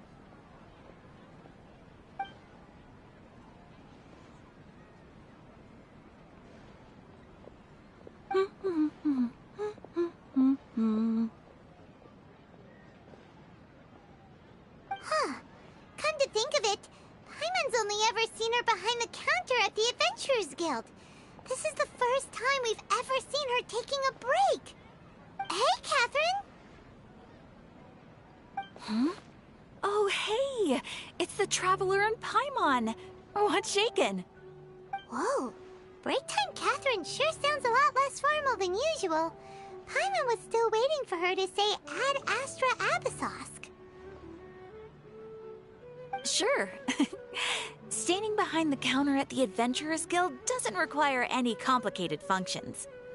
But saying and doing the same old things over and over again can get pretty monotonous. Like watching the same Fontaine movie day after day. But take you two, for example. You travel across Teyvat to enrich your lives and gain new experiences. Well, we enjoy traveling across Teyvat and all that, but we're mainly looking for clues about his sister. Yes, you should keep searching. Sometimes the answers we're looking for aren't necessarily at our intended destination. Instead, they're found along the way. Huh. Haven't we heard someone say something pretty similar recently? Anyways, what brings you out here, Catherine? No, not particularly. I guess you could say that I'm loving the recent atmosphere here. If festivals bring happiness to everyone, then that's where their true value lies. Oh, it looks like it's about time for me to be heading back now. Alright, we'll see you next time at the Adventurers Guild. Oh, by the way, thanks for connecting us with the Eremites. We've already made some great friends in Sumeru City thanks to you. I'm sure you two will get along well with the people here. You've already been blessed by the element of Dendro after all. See you around.